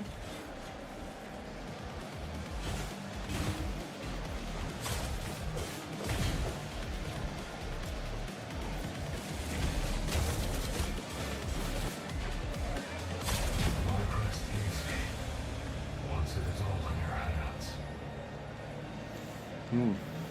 Both of them are pretty good, but I'm going for a little companion here.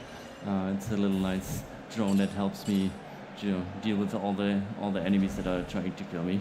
So it's a bit cute. Having a pet.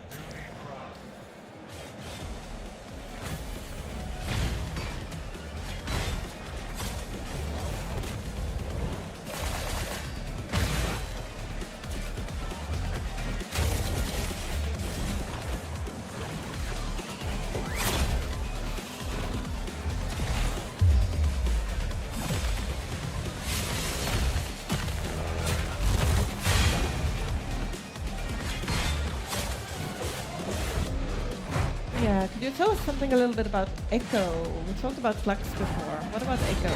So Echo is definitely a little bit of a, heavy hitter. Definitely focusing on AoE and heavy attacks, dashing out a lot of damage, but definitely also being a little slower. It's definitely a trade-off. Echo's been trapped in the simulation for a long time. Was not strong enough in the end. Didn't have the ability to shapeshift just like Flux has, but has been assimilated by Flux over the course of the game, and Flux taking in everything that Echo learned, his personality, everything, and then kind of utilizing this during combat. Here we're in the shop. I do have a little bit of tokens that I can spend. I don't have enough for a universal routine. Universal routines usually upgrade the character as a whole, like the player as a whole, not a specific character. Other routines just focus on a single character. Since I do have ricochet projectiles, I think I will go for Flux in hopes that I get Lingering Card, exactly this one, because that allows me to have the nano blades that are being shot with Flux's second skill also be shot out during normal attacks, which is kind of powerful. So definitely hoping to deal some good combo damage with these.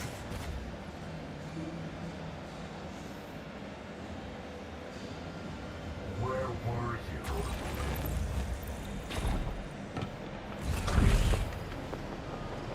What are you capable of?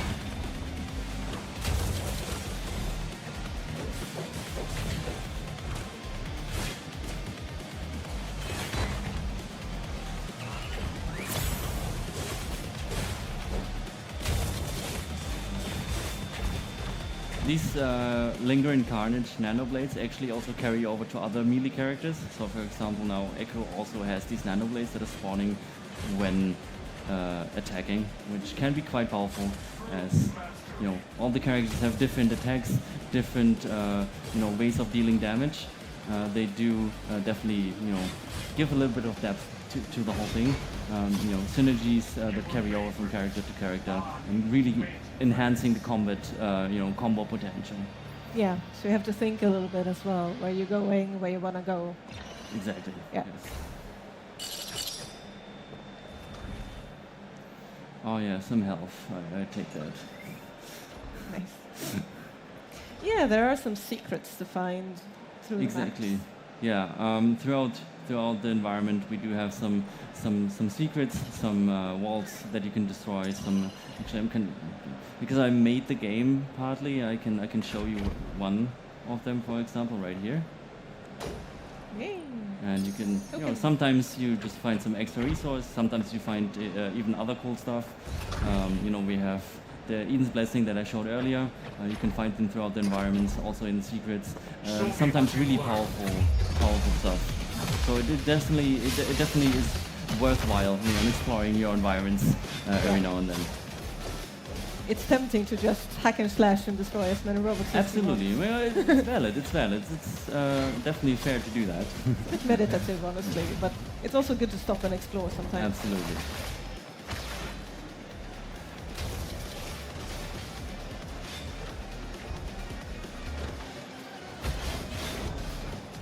Alright, I gotta be a little careful here, running low on health.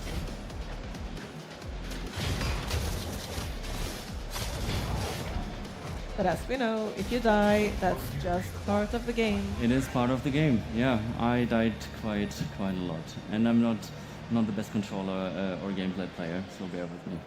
I usually play with mouse and keyboard, which some people may not find that great. Yeah, we have some people in our Discord server that are just amazing. There we go. That has nothing to do with the gameplay, though. It's just me. Yeah. Shout out to Discord. You're cool.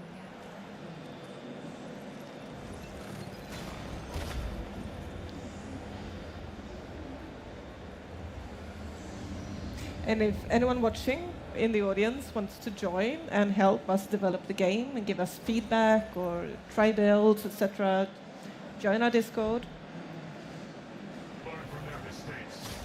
Yeah, absolutely. I mean, that's also why we are doing early access with this project. We do really value player feedback. I mean, that's who we made the game for, right? Yep.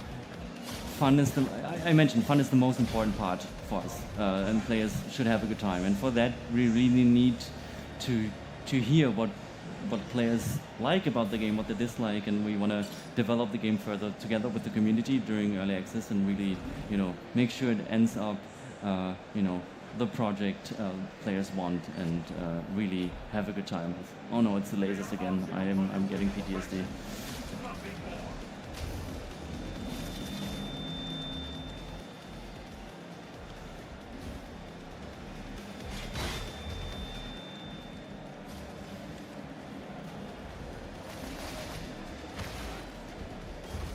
Those lasers, is it possible to juggle enemies into them? Yes, they do also damage enemies. It's not a lot of damage, but you can, especially in later biomes in the game, we have some environmental, hazards and elements that you can utilize during combat, and push enemies in them. Make sure you can change them into your combos as well. Yeah.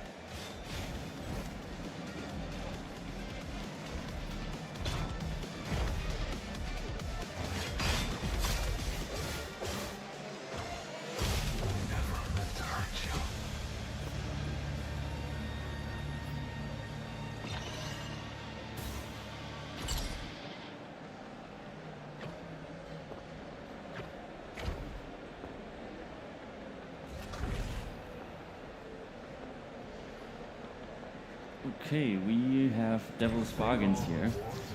That's an interesting one because it's very risky sometimes. It's definitely a risk-reward thing.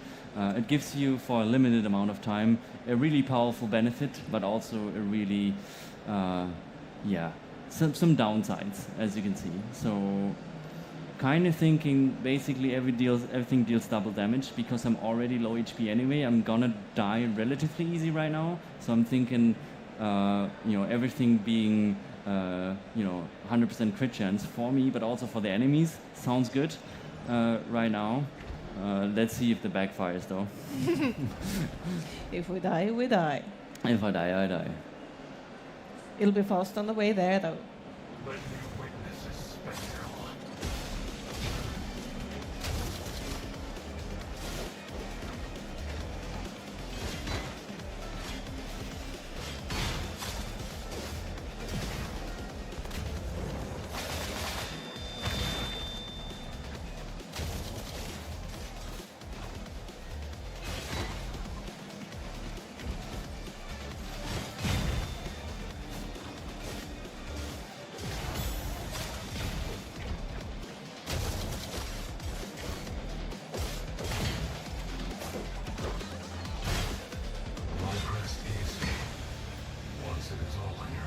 Okay, yeah, definitely also going for charge up this time. Three charges on my blink strike for flux is definitely very powerful. All right, let's see if we can reach this. Yeah, there are a lot of movement options. And flux is fast. Dashing around, jumping, double jumping. Exploring is not just about looking. Yes, there's also, some destructibles around the world. Sometimes they contain some useful tokens that I can use during my shop visit. And, right now, since I'm so low HP, everything helps, honestly. Yeah.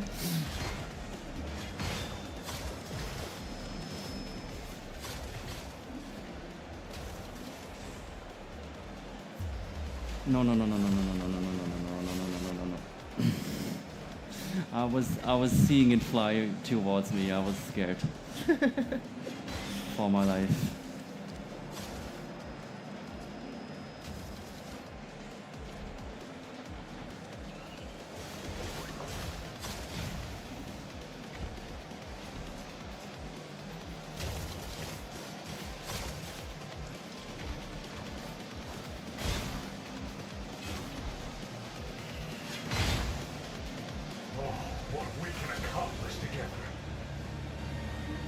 Yeah, I need some healing orbs. Good skill to have. Have a little breather.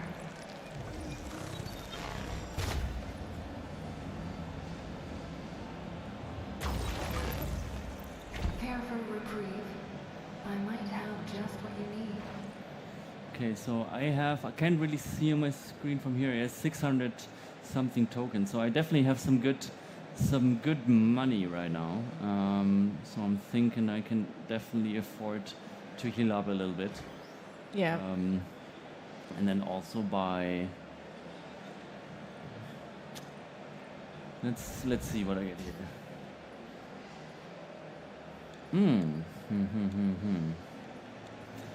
These are also a little two-faced sometimes, as they are about the devil's bargains. It can also backfire. I want to play it safe right now because I died quite a lot, and I want to show you guys the boss in the end. I'm going with the little companion.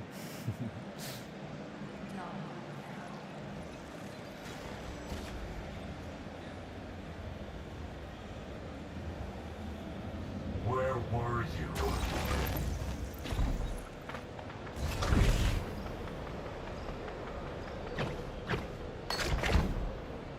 What are you capable of?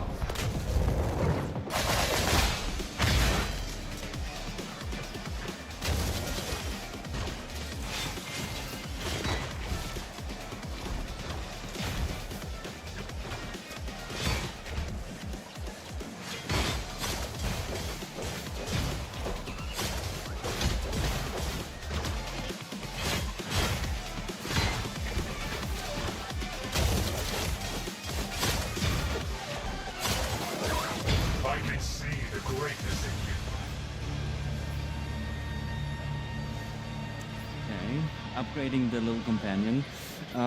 So we have a system in the game that kind of opens up new build paths, like depending on what routine you choose. So in this case, I got the little companion in the shop, and now that opens up the possibility for additional routines that are based on that. Ideally, I don't die again like an idiot. That happens sometimes when I play. Yeah, it's just me.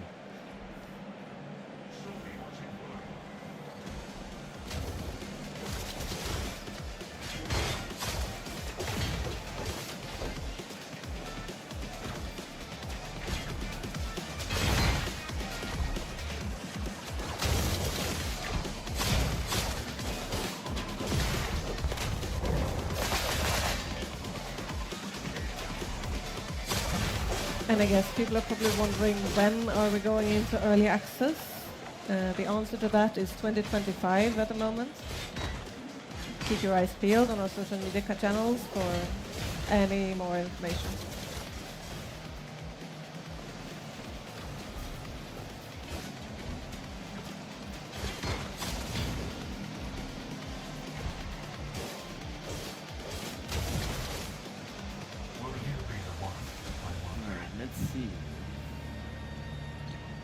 I personally really like Whirlpool Strike because it just sucks in enemies when I use Echo Strike, which is sometimes really powerful. Yeah. All right, let's go.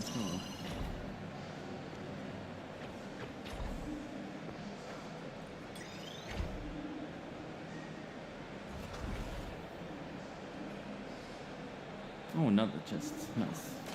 Maybe this is my lucky run. Yeah. We'll see. Healing and chests.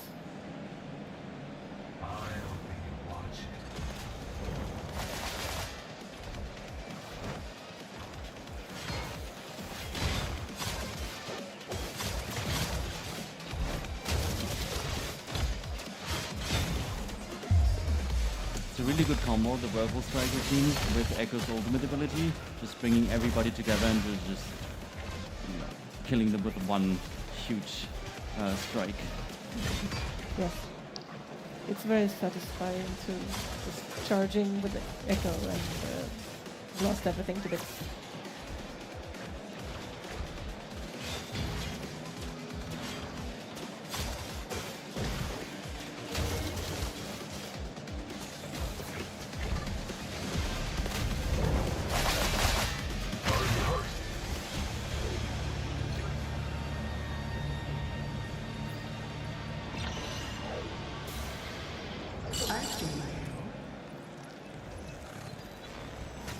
So the game is currently available right now as a demo on Steam. So if you're feeling tempted, please go and try it out.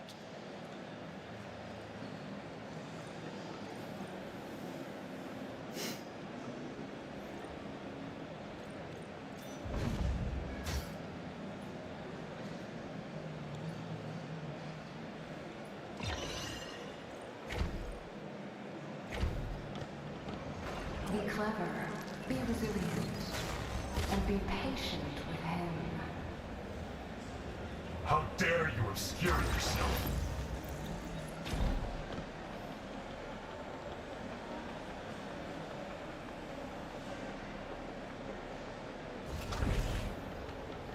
Nice. Let's upgrade a routine right before the boss. Make sure I have the best possible odds to go in this fight. Upgrading Blink Amber once more. So my Blink Strike now being really powerful, having 3 charges and being upgraded as well to deal more damage. Hopefully it's going to help me a lot during this boss fight. The past awaits.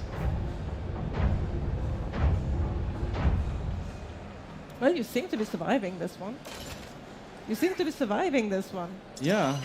So far, so This time I'm I'm having the Eden and the Operator in my favor. I'm in their favor, I guess, this time around. So let's go. The past meets the future. Who will emerge victorious? Boss time.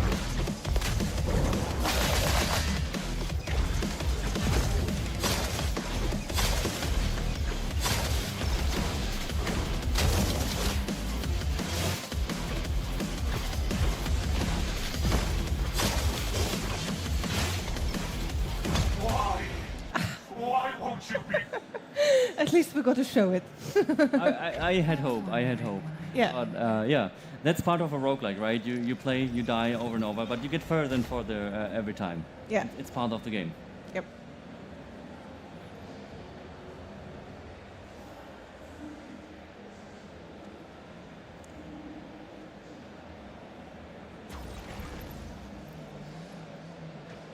Do you want to tell us anything about Saru? No. No. I want players to definitely find out, during their time with the game. It's a really interesting boss, very powerful, ape inspired mech. Has been a part of the simulation also for a very long time. But I think it's best for players to just find their own way with the narrative and the world of Morbid Metal. Piecing everything in the mystery together over time. Indeed, because the narrative is actually kind of important. Absolutely. It is. It's not just pretty. They are obstacles on your way to perfection. Nothing more.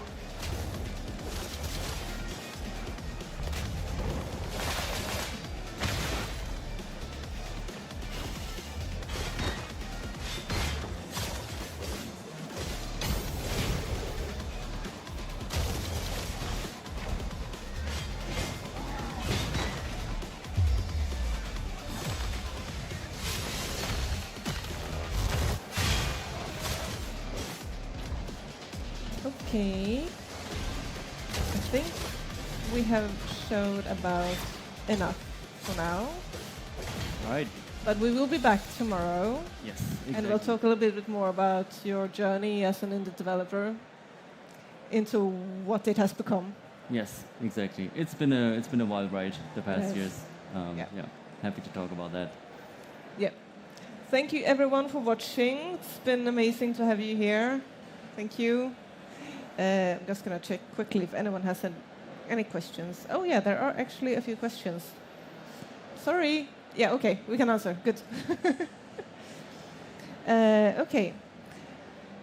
First question from Dennis. There is some sort of ultimate mechanic that spins the camera around the character before unleashing an attack. Could you explain a bit more about that? The ultimate. Sorry, I think I didn't hear correctly. Yeah, there's an ultimate mechanic that Dennis has identified that spins the camera around the character. Yeah. So each character has an ultimate ability, so to speak.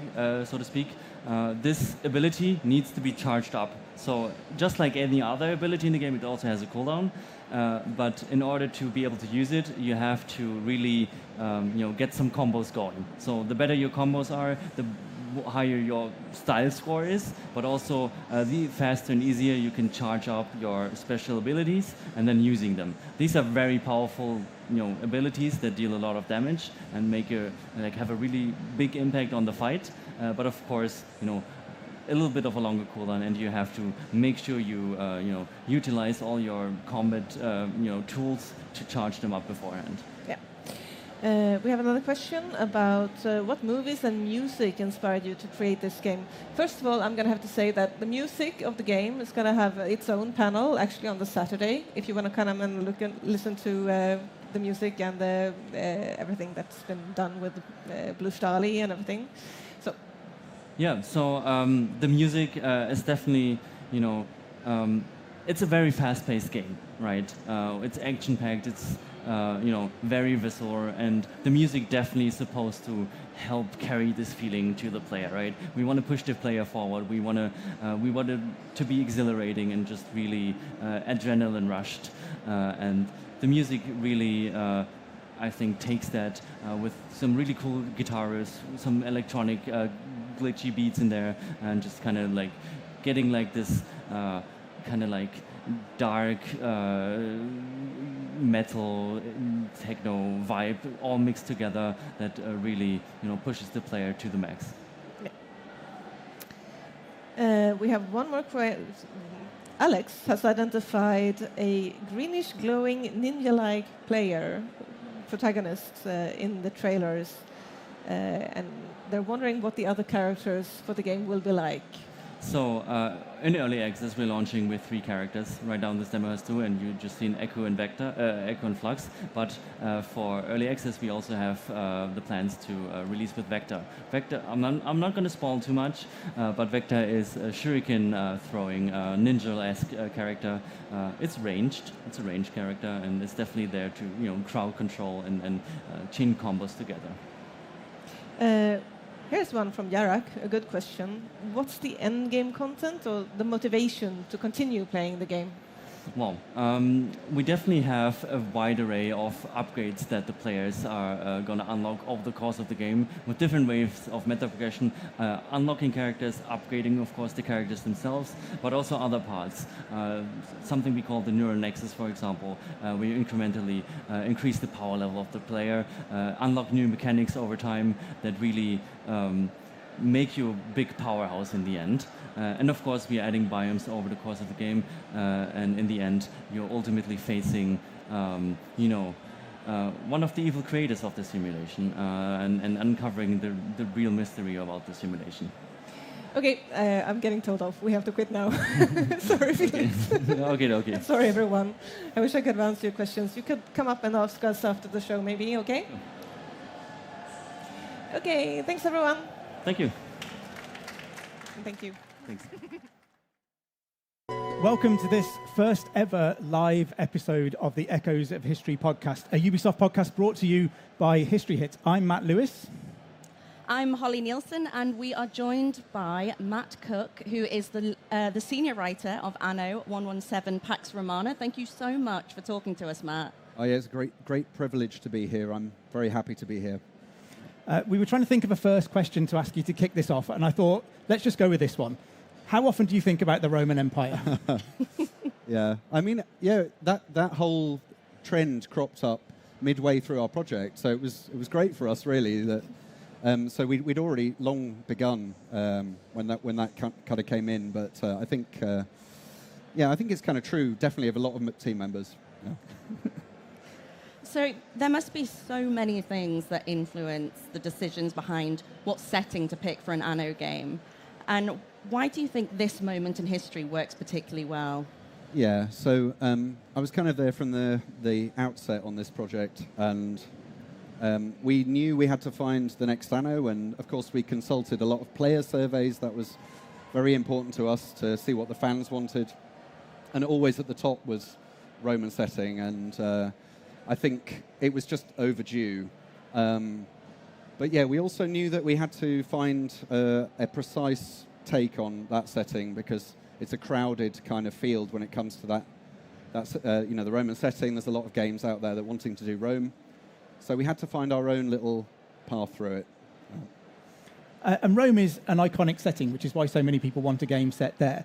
But the sources for it, for that period, are very different to those for other Anno games. Think about Anno 1800. You've got a very different set of sources to work with. Thinking back to the beginning of this project, did you find yourself restricted or freed by the different source material? I think a bit of both. We were putting more pressure on ourselves to get more things right on this project historically.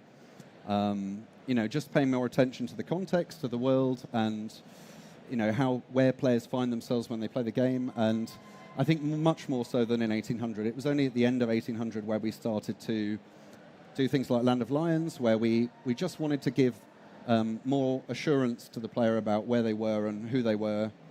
So I think, yeah, it was kind of, you're right, there's maybe less evidence, and a lot of historians will say, oh, we don't actually know for sure about this period, much more than 1800, where, things are much more evident, but yeah. How comfortable are you then having to fill that space that we don't know? There must be some responsibility that goes with that, because you're putting that world in front of players. Yeah, I think what's important for us is to get, we're going to put things in the game that really wind up fans of history. There's no question about that. But if you look back through Anno, it's always been a little bit the case that there's a degree of abstraction from history. In some games, history is taken so seriously, it's like one-to-one almost. And we know we're not that. We know that. But it's important, maybe. I think what I was striving for at the start of the project was to help us find underlying truths of the period through just, reading around and trying to get some good research done and make sure that we kind of hit most of the main notes. And some stuff is just topsy-turvy, So were there, alongside the historical sources, what kind of pop culture, was there anything, any art, any media that you felt the team kind of kept referring back to when creating it? What were there any influences? Yeah, so early on, a lot of the choice of setting, for example, came from, for me it was Rosemary Sutcliffe. I don't know if you know Rosemary Sutcliffe, but if you've seen the film The Eagle with Channing Tatum in it, based on The Eagle of the Ninth, this is quite a kind of typical bit of reading for children in the UK, and one I grew up with. And what's beautiful in that is just the description of our province of Albion, as in her words. She was writing speculative fiction. It's so enchanting, and I think that was really inspired us to want to recreate those cities. Thinking more broadly, like Asterix, There's a great image of, I think it's Lutetia, it's is the city, and you see these two halves, and one half is Rome and one half is Celtic, and we just thought, yes, this is the thing. So, I grew up reading the Asterix comics, so I'm on board for that. Yeah. How much are you leaning on things like, horrible histories and things like that? Yeah. People are aware of that kind of version of history. Yeah, I think tonally that we have a lot in common with horrible histories. We even had this idea, in horrible histories, this little rat holds up a sign that says "True fact," And we actually had this idea, we should do that in the game. We should have some pop-up, and there's just too many pop-ups in Anno, right? We decided not to do that. And it's kind of immersion breaking to do that, but it was definitely something we considered because we were pretty proud, actually, of how many things are true. And yeah, the game's full of facts. So we don't really always sort of say, look, this is a fact, but they're there if you know your stuff. Yeah. Yeah, you must want to, though. Having put all of that research in, you must want to say, look, and this is actually real. Yeah, I mean, certainly there are elements of, for example, the game's quests where we put a lot of things forward because we want to focus on those things. I think the topic of slavery, for example, just to anticipate the question, because a lot of people think Roman period slavery, how will they deal with that? And I think we knew that there wouldn't be a feature, per se, to address it because it's not very Anno. Anno's generally quite a nice experience, and we did feel that, unlike some other games that do tackle it, having this feature in there is a very cynical perspective to have for Anno players, and it didn't really fit with how we think of Anno, how the team thinks of Anno. But it's just it's such an important part of Roman and ancient history. Every culture, the Celts as well, were dealing in slaves. So I think it's very important to have that visible. And so in every story area of the game, you will see loads of stuff about slaves and how they're treated and stories from them. So yeah.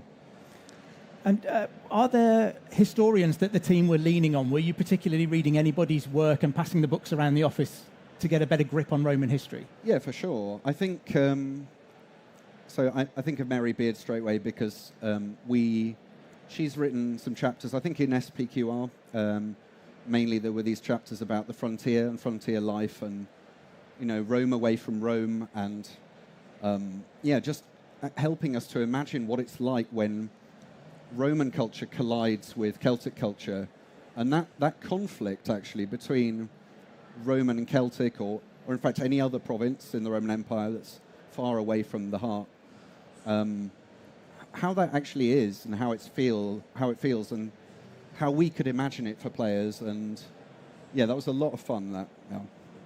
So you've spent obviously so much time developing this game and living in the world of historical entertainment.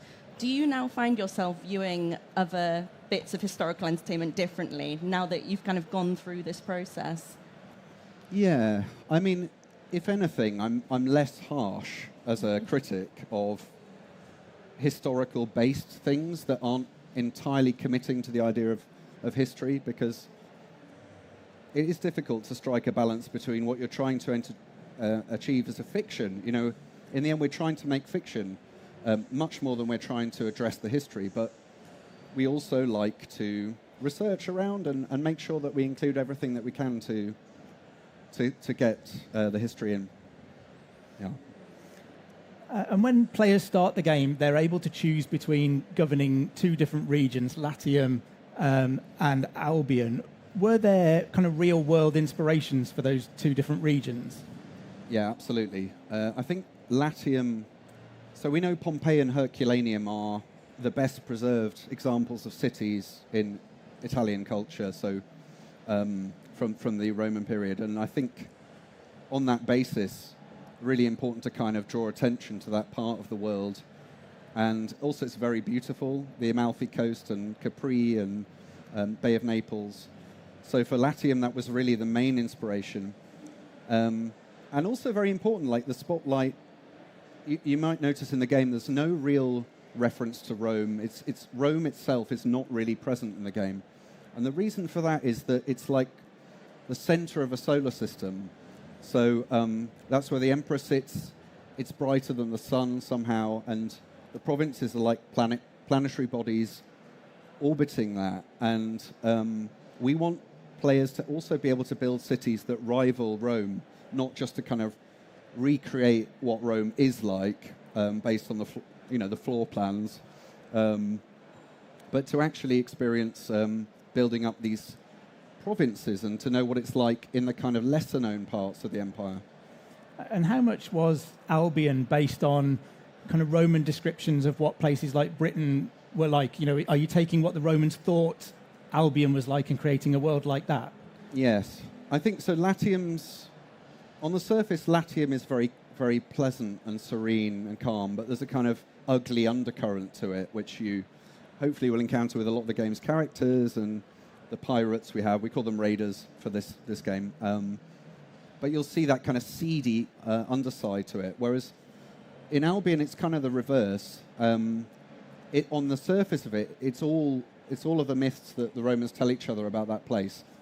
It really, there's talk of cannibalism and all sorts of things, probably ill-founded, possibly ill-founded.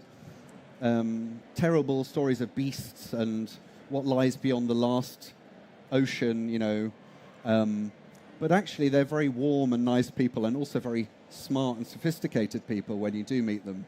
So it's kind of a bit of a reversal there. That's so interesting. I think particularly, I love the idea of not just exploring it, but exploring perspectives of a place is really unique. And I was just wondering, how do different settings, how does it affect the mechanics of the game? And how do you have these kind of different mechanics, but still keeping it feeling like Anno? Yeah, I mean, a lot of the engine, if you like, a lot of the things are the same, a lot of the kind of economy, and that's something that we obviously try to improve in different ways. But I think, for example, the introduction of goods that are really unique to each province and trying to improve our level of accuracy when it comes to what we include based on previous Anno. I think that was very important to the setting. I absolutely love the goods we have in the new game. I mean, some of them are still fantastical. Trousers are not, however. We have trousers and togas, right? And there's just a great kind of amusing parallel there between the two cultures. The fact that I'm wearing trousers now. No one's wearing togas unless they're cosplaying, really. And my colleague tells me this is partly because riding horses, it's pretty awkward if you're wearing a toga. We don't need to get into that, but pretty awkward. And so, trousers just became the main thing. But to the Romans, gens togata, being a Roman was really strongly associated to wearing a toga. And, we wanted to get that across and talk about how barbaric trousers were. In fact, there's an emperor, I can't remember, it's much later actually than our period, but who outlaws trousers and says, right, you're not allowed to wear trousers anymore. Basically because the idea of what a Roman was disappearing with the advent of trousers. It's a very weird idea, but yeah. I mean, that's so interesting to hear because luckily we had a chance to play the demo and, we were heartbroken when it finished and we wanted to keep playing. But the fashion was really interesting to me. And I kind of zoomed in, and I love zooming in at these games and seeing all the little people walking around. And I had a bit of incidental dialogue, and it was just a guy saying, "I can't wear a toga, I've got knobbly knees." And I was like, "That's great." I think that was the Libertus, who's a freedman. So actually, he can't wear the toga in the game. So that's why he says that, because he never will, sadly for him, because he's on the lowest tier. And he never needs or craves the goods that the later tiers need. That's how the game works. There are a lot of characters in the game, in Anno, that people will come across and encounter, but none of them are real historical figures. But are there maybe a few historical figures that you moulded these people around? Who were some of the key figures in the period that you were thinking about? Well, the most obvious one in Albion, which is our version of Britain, if you haven't seen, is Vawada, which is, in fact, one of the names that crops up in some texts for Boudica, as she's more commonly known.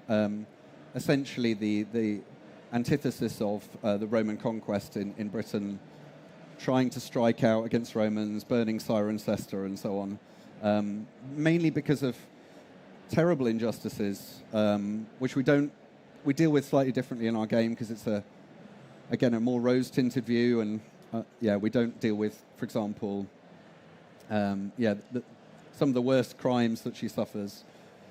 Truly terrible in real life if you get a chance to read into it.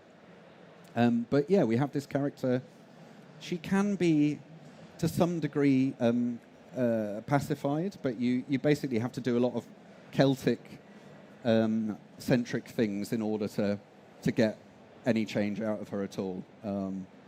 So yeah, she's basically modelled on Boudica quite closely, I would say. Yeah. And are there Roman figures who influence characters in the Latium world? For sure. We have emperors. Our emperors really are. I mean, we have a female emperor in the game. So again, just to remind that we're not trying to one-to-one do history, because that just would never have happened. It's such a patriarchal society. You would never have had a female empress, an empress regnant at least. But we wanted to just do that in the game. That's all, and to see if it would be possible, and to find loopholes in Roman society that would allow this to happen, and thereby tell an interesting story through it. But yeah, both the female and male empresses are based on kind of composites of various emperors like Hadrian, or really you'd have to listen to the characters to get that. But they are really composites of lots of different emperors. I mean, Emperor Lucius we have in the campaign. He tries to sort the imperial papers in his own small office, which is something, don't ask me, I can't remember, but one of the Roman emperors did this, which we just found so funny, that he tries to sort the papers for the whole empire in his own little study. And it's so ridiculous. So that's, these little anecdotes kind of creep into all the characters, I think. And in terms of the mechanics, so there are some mechanics in 1.17 that are an evolution from previous games. Yeah. And I was wondering, are there any that are unique to Anno 1.17 that you wouldn't have had if it wasn't for the setting, that the setting kind of inspired or brought a unique perspective? Yeah, I think the main one there is if you play in Albion or Britannia province, it's necessary for you to decide between your population types. So there's a Romanizing population, effectively. You can decide to make your residents more like Romans. They consume Roman things. They want to be educated. They want all of the nice things that Rome ever did for them. And on the other side of it, you can allow your people to just naturally be the Celts that they are. We've always imagined, for example, like in previous Annos, it's always been like a colony sim. So you go somewhere and you colonize. And it was always our intention that here you're actually interacting always with the people that have always lived in that province. They're not coming over on ships. It's just a question of where you lead them, Many of them are drawn to Rome's attractions, of course, but many of them also want to stick on the other side. So I think this feature is, really the quintessence of the project. Yep. How much are you leaning into the idea of what did the Romans ever do for us? Because there's obviously a bit of Monty Python in there. What did the Romans ever do for us apart from the roads, the aqueducts? Yeah, absolutely. I mean, the Mercator tier, which is like the second-tier resident, Romanized residents, are quite mercenary.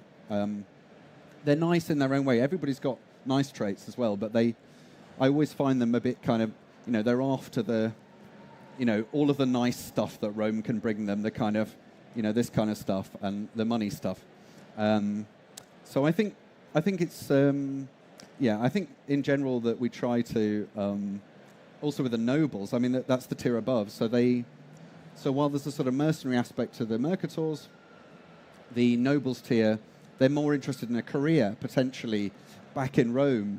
But the characters are written knowing that they will never have that. It's like the Alan Partridge of East Anglia or something, where they're desperate to make more of themselves, but there's just no path. No matter if they're good, law-abiding Romans, they live in Albion. And we know from the history that very few Albionites, very few people from that part of the world were ever senators or anything important. So it's a true story. And as the senior writer, did you feel any pressure about debunking any of the kind of widely held perceptions of the past, or did you kind of have to let that go at a certain point?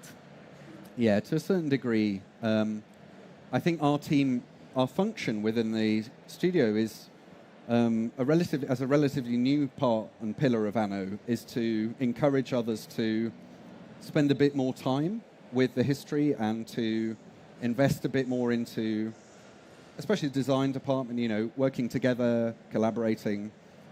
But also to a certain degree, you know, we're all making this thing together, and you can lead a horse to water, you can't make it drink. So I think we just want to encourage people to explore these things. But the most important thing, as always with a game, is like it's got to be fun. It's got to be, you know, you don't want to bend backwards to try and do something where it's just going to ruin the mechanics. Or so yeah, we're always interested in, is it fun? Is it good gameplay? And yeah, but of course, like within our team, like we you know, we have a lot of people with historical understanding and expertise, and they want to put that into practice, and we just pick our battles. Yeah. Religion is a big new element for the Anno franchise that appears in Anno 117. How do you go about introducing such a broad new feature that brings in lots of different ancient religions and the ways that they can interact with each other as well? Yeah, I think it was, you know, a lot of these city builders in the past have had, for example, religious systems where the gods have been real, you know, in the game, like mythology come alive, and we knew that we were just a bit too close to a more grounded version of the Roman world to do that. So we wanted to show, for example, on the streets you'll see a lot of candles in the evening, little votive offerings, so a much more kind of transactional idea of religion, like it was central to the Roman world. And I don't think, I had to work quite hard to persuade the directors, but essentially we needed to have religion in the game because it was one of the most central parts of Roman life, and it would have been very weird to conceive of the Roman world without it. And we also had this great opportunity because, you know, the Roman Empire's like, if you imagine it like a body spanning across the whole of Europe and beyond, and it's got this circulatory system, and in that blood flow you've got goods, you know, like ultimately silk from China coming in, but you had goods coming all the way around the empire, and with that ideas. And for example, a lot of those ideas would be religious ideas. You only have to point at, for example, the Pompeii Lakshmi. This is like a little figurine that they found in the ruins of Pompeii.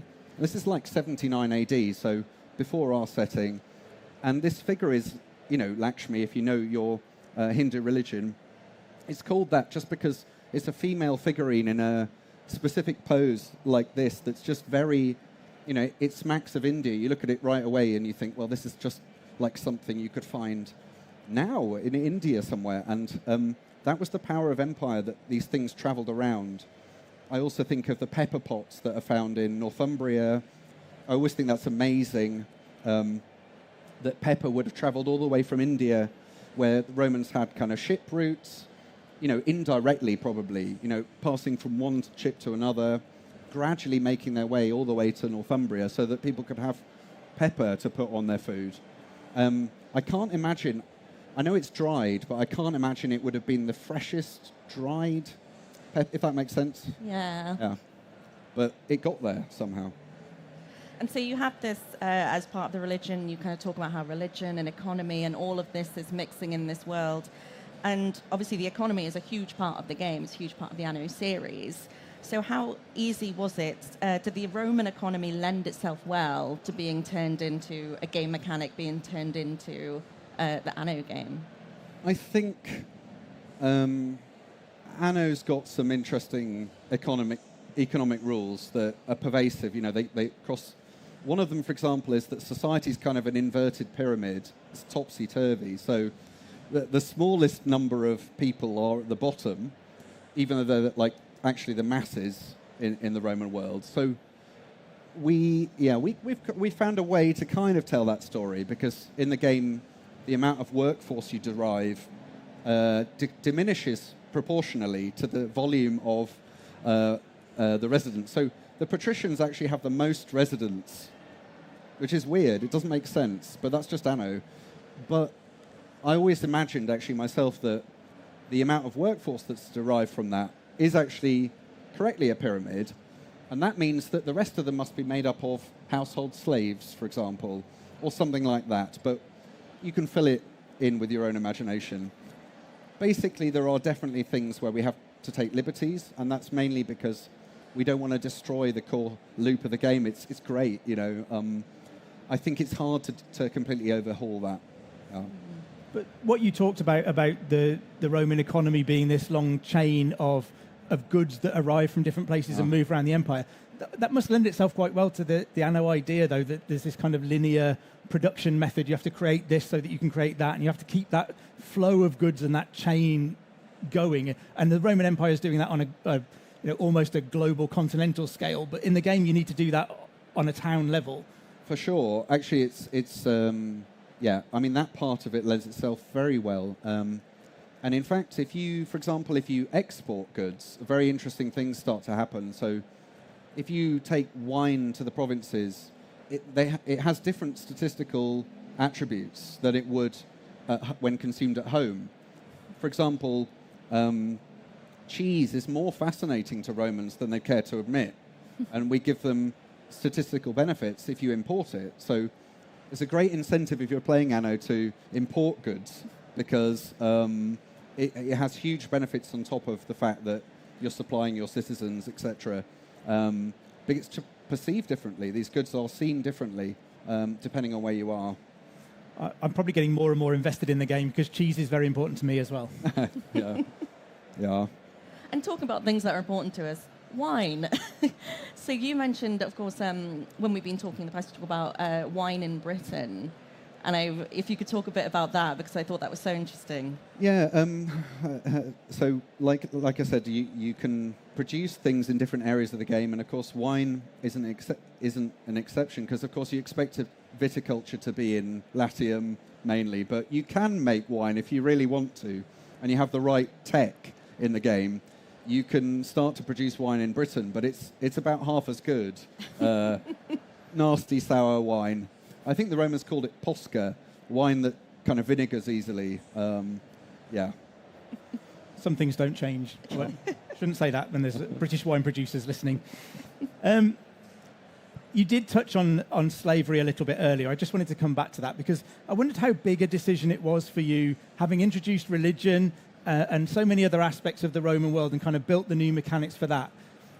Why was there anything more than the fact that it's not the most pleasant aspect of it that made you step away from the slavery in the game as well? I think the exact design of the mechanical system that we should use was difficult. And I think that difficulty starts to make you think, okay, we better spend time on other features.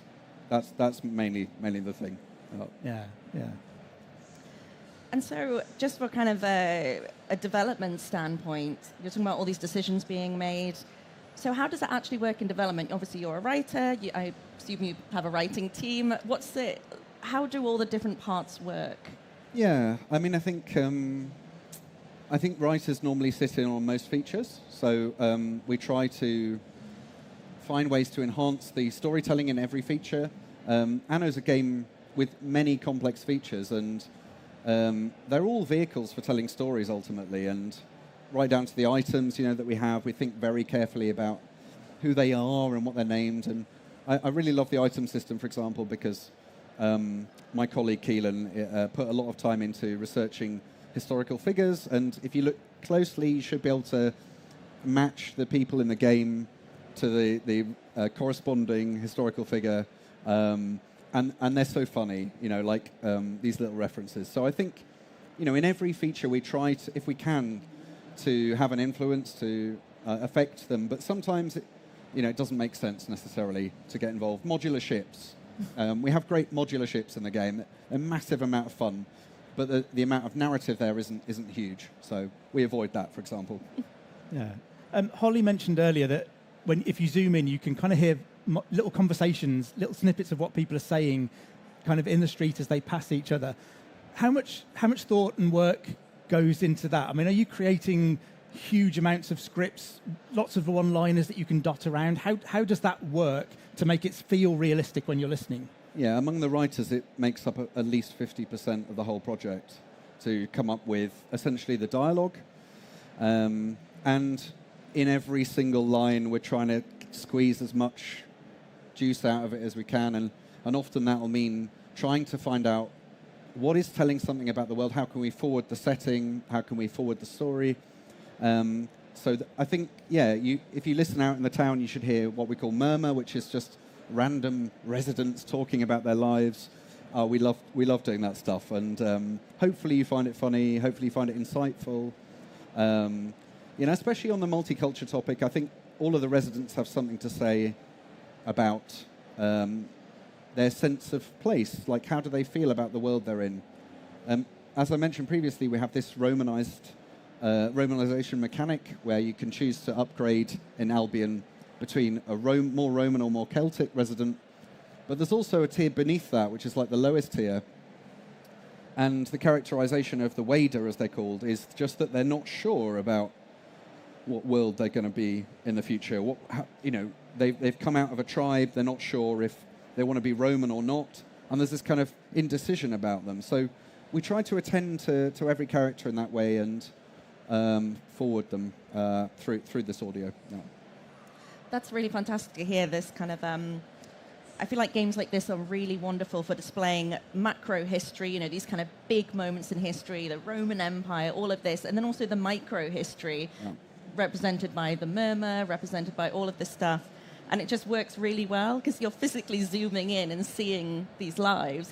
I spent a lot of time on the demo just doing that, and it works incredibly well. Yeah, did you use the first-person mode? No, I didn't. Well, if you don't know about that, there is a shortcut for that. I'm sure you can look it up. But that's very important, actually. If you're playing the game, it's kind of an Easter egg feature, right? But it's you can walk around your own cities and appreciate them from a very different angle. That sounds great. That's very cool. Presumably all of those scripts must amount to an awful lot of words. Do you have any idea of how many lines, how many words of dialogue you had to write? I think it's in the region of about 100 to 150,000 words for dialogue, and then of course we have text as well, which is even more. But it's a decent amount, and a lot of them are one-liners. So but it's fun. It's really good fun. It's probably easy to underestimate how much work goes into that, though, because 100,000 words is a typical non-fiction book. Yeah. It's a decent-sized amount of work. There must be a great deal of research and effort that goes into just crafting those throwaway one-liners almost. Yeah, for sure. Speaking from my point of view, I always think for us it's primarily about characterization. So having the seed of a character, they're probably based on a historical figure, but having a character with a voice and a personality is more important, I think, than selling the history, in my view.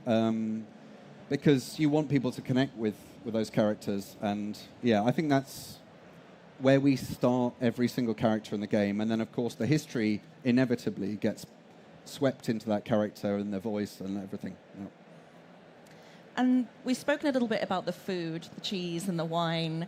And I have on my notes here, birds' tongues and jelly. Yeah. Well, there's a King Crimson album. I don't know if you're into prog rock, but... there's a King Crimson album called Larks, Tongues and Aspic.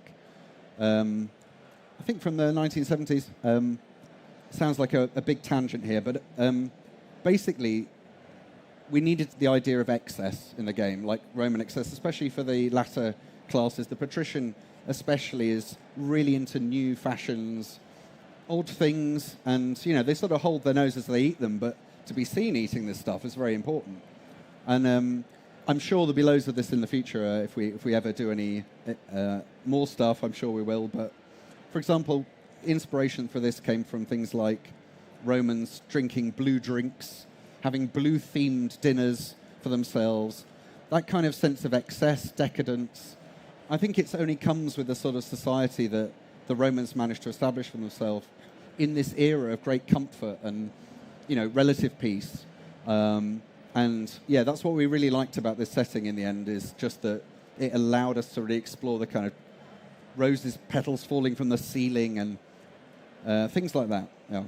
And you've got kind of gold mines that are powered by aqueducts, so you're able to create these vast Roman structures of things like aqueducts and then put them to work in your town as well. Yeah, that's the Dolocalthi mines in Wales, where there's some archaeological finds there, essentially that show that the Romans used water to kind of jet wash away top of the mind to find gold more quickly, and this was seemingly powered by aqueducts and other water technology. So, of course, we put that in the game. You can find that in a tech tree. Yeah. That's really great. I love hearing about all these different elements and like, oh, that's going in and that's going in. Yeah. Absolutely. And so, I mean, that sounds like a lot of fun. But is there any kind of particular aspect of development that you thought that was just particularly fun for you to do, like on a personal level? Yeah, I mean, I do think the goods are very interesting. I think Romanization is a very interesting topic. The thing about the Romanization system is it's quite abstract in some ways, but I think the most important thing is you get put on the spot as a governor to have that feeling to make a decision about how the future will be. And I know from the history, a lot of governors would write back to the emperor and say, look, what do I do in this province? It's really weird here. Please help. And the emperor's like, you work it out. I'm too busy, essentially, in a nutshell. And we wanted to create, I think the emperor system as well, like having this kind of person above you. I think it wasn't really the case in 1800. You never really felt like you had to answer to anyone. And so to have to answer to the emperor will make demands of you in the game, and to be kind of between Scylla and Charybdis, to use the classical, a rock and a hard place, right? Between the emperor and what the emperor wants and what the people of your province want. And to be in that position as a governor, I think that's really cool. And you get a lot of decision quests about this, a lot of individual smaller choices. It's a lot of fun. Yeah.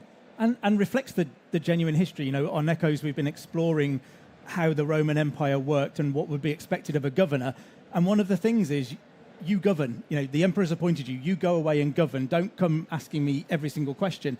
But the governor has to work out, you know, how much of an iron fist he is, how much of a kid glove is he wearing, how much is he going to allow people to carry on the way that they were before, and how much is he going to try to Romanize them? Is that something that the game would encourage people to think about? For sure, yeah. I mean, like, I'm a terrible governor, for example. Like, and I think the game will just allow you to kind of find your own space. There's so much flexibility in the game compared to previous games. I think you can, you know, morally, economically, you know, there's a lot of decisions to be made, and you have to position yourself accordingly to maybe to your own values even.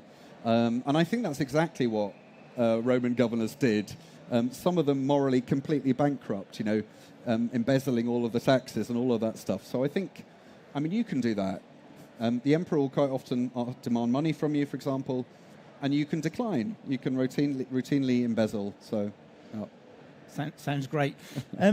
Is there any history in the game that you think listeners will think or players will think is just unbelievable? It can't possibly be true, but it actually is.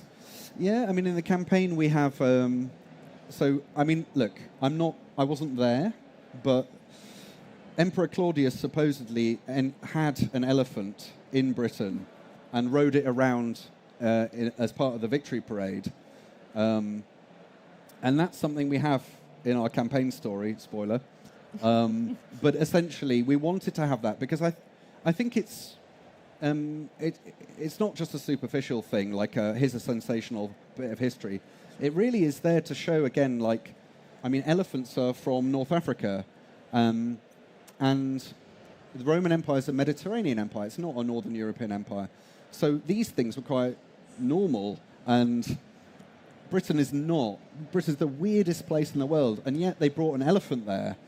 And I just love the imagery of that, and yeah, elephants sailing on ships through terrible seas to get to Britain, and you know, maybe just rolling around in the mud, you know, squirting water, and the locals are just bemused. That was always something that we had in our minds, thinking about, you know, the clash of cultures, really. And that must have been where you really wanted your little pop-up to say, this is real. You know, there must be a fear that you've kind of put all of that effort into the historical accuracy of it, and players will just think, this can't be true. Yes, I mean, there are things that aren't true in the game, and I maybe draw attention to one which I personally wanted in the game, even though I knew it probably wasn't a real thing, and that's in the marshlands you'll see lots of people walking around on stilts.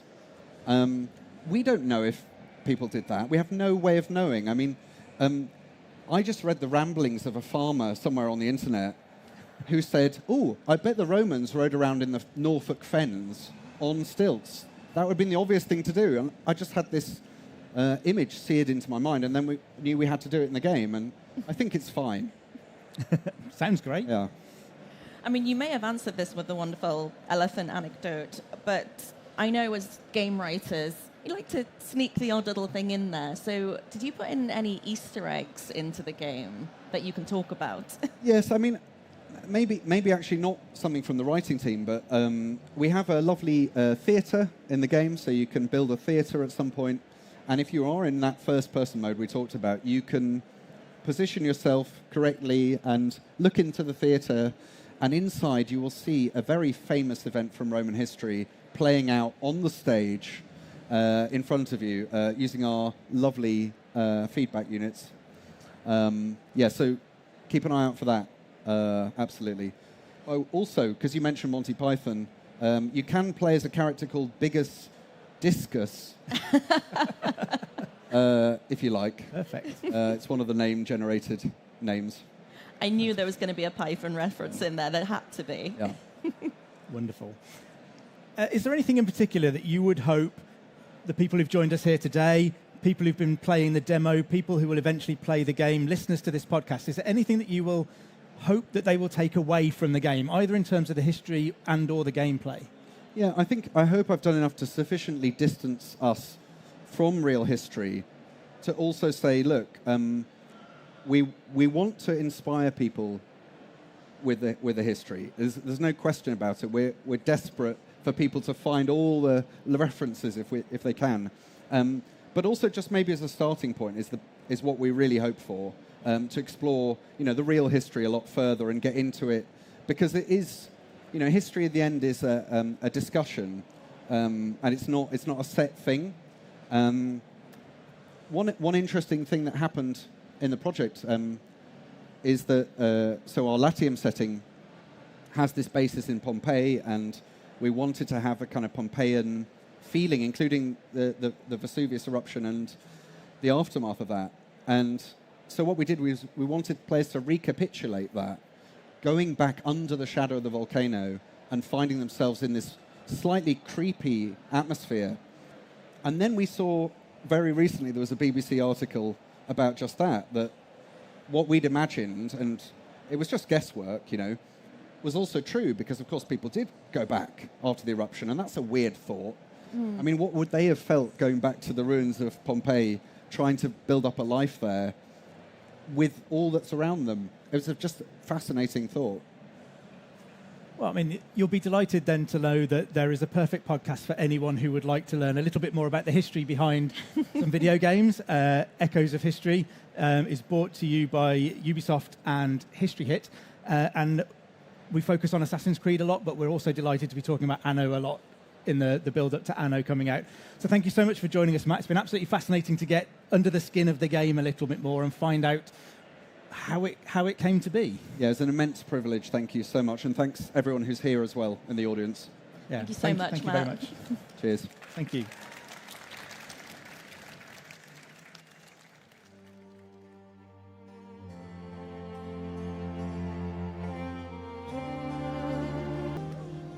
Okay, hello. We're starting our panel for Anno 117 Pax Romana. This is, I think, our last panel of the day, which is a good feeling after a full day of work. Yes, we are. This is the gameplay panel, which means we are going to be playing Anno 117 Pax Romana live, or Jan is playing, to be more specific.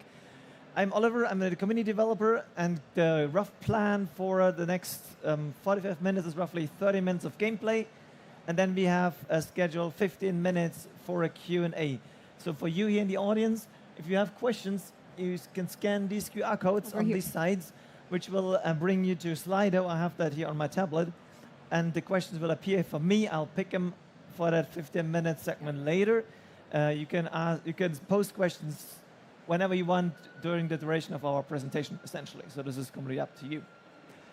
Yeah, Gamescom for Anno 117 Pax Romana is very much in in the spirit of looking at the second province of our game, because we talked a lot about the first province of Latium and the feeling of it, and now today we're looking at the second province of Albion, which is very much the northern part of the empire in our game. I can't do that by myself. I already said I have Jan here playing with me, so if you two would like to introduce yourself briefly. Of course, I can start. I'm Celeste, Community Manager on Anno, and thanks everyone for being here with us. We're really excited to show you some gameplay. And of course, Jan? I'm Jan. I'm the development tester at Anno in Mainz, and we're ready to show you some gameplay. Yeah, so let's start. Let's set sail. Yes. So, like, you can see it from here. Like, it's completely different region than Latium. So forget about lush lavender fields and sunny coastlines. Here, you will be welcomed by fog. Not rain at the moment. I guess we're a bit lucky. Very lucky. Yeah. But in general, like the atmosphere is the mood is completely different than Latium, and yeah, the fog, the forest, everything is moodier. I have to say, I like the vibe. What about you, Aldi? Do you like it, Jan? It's like home. Yeah, same. Yeah.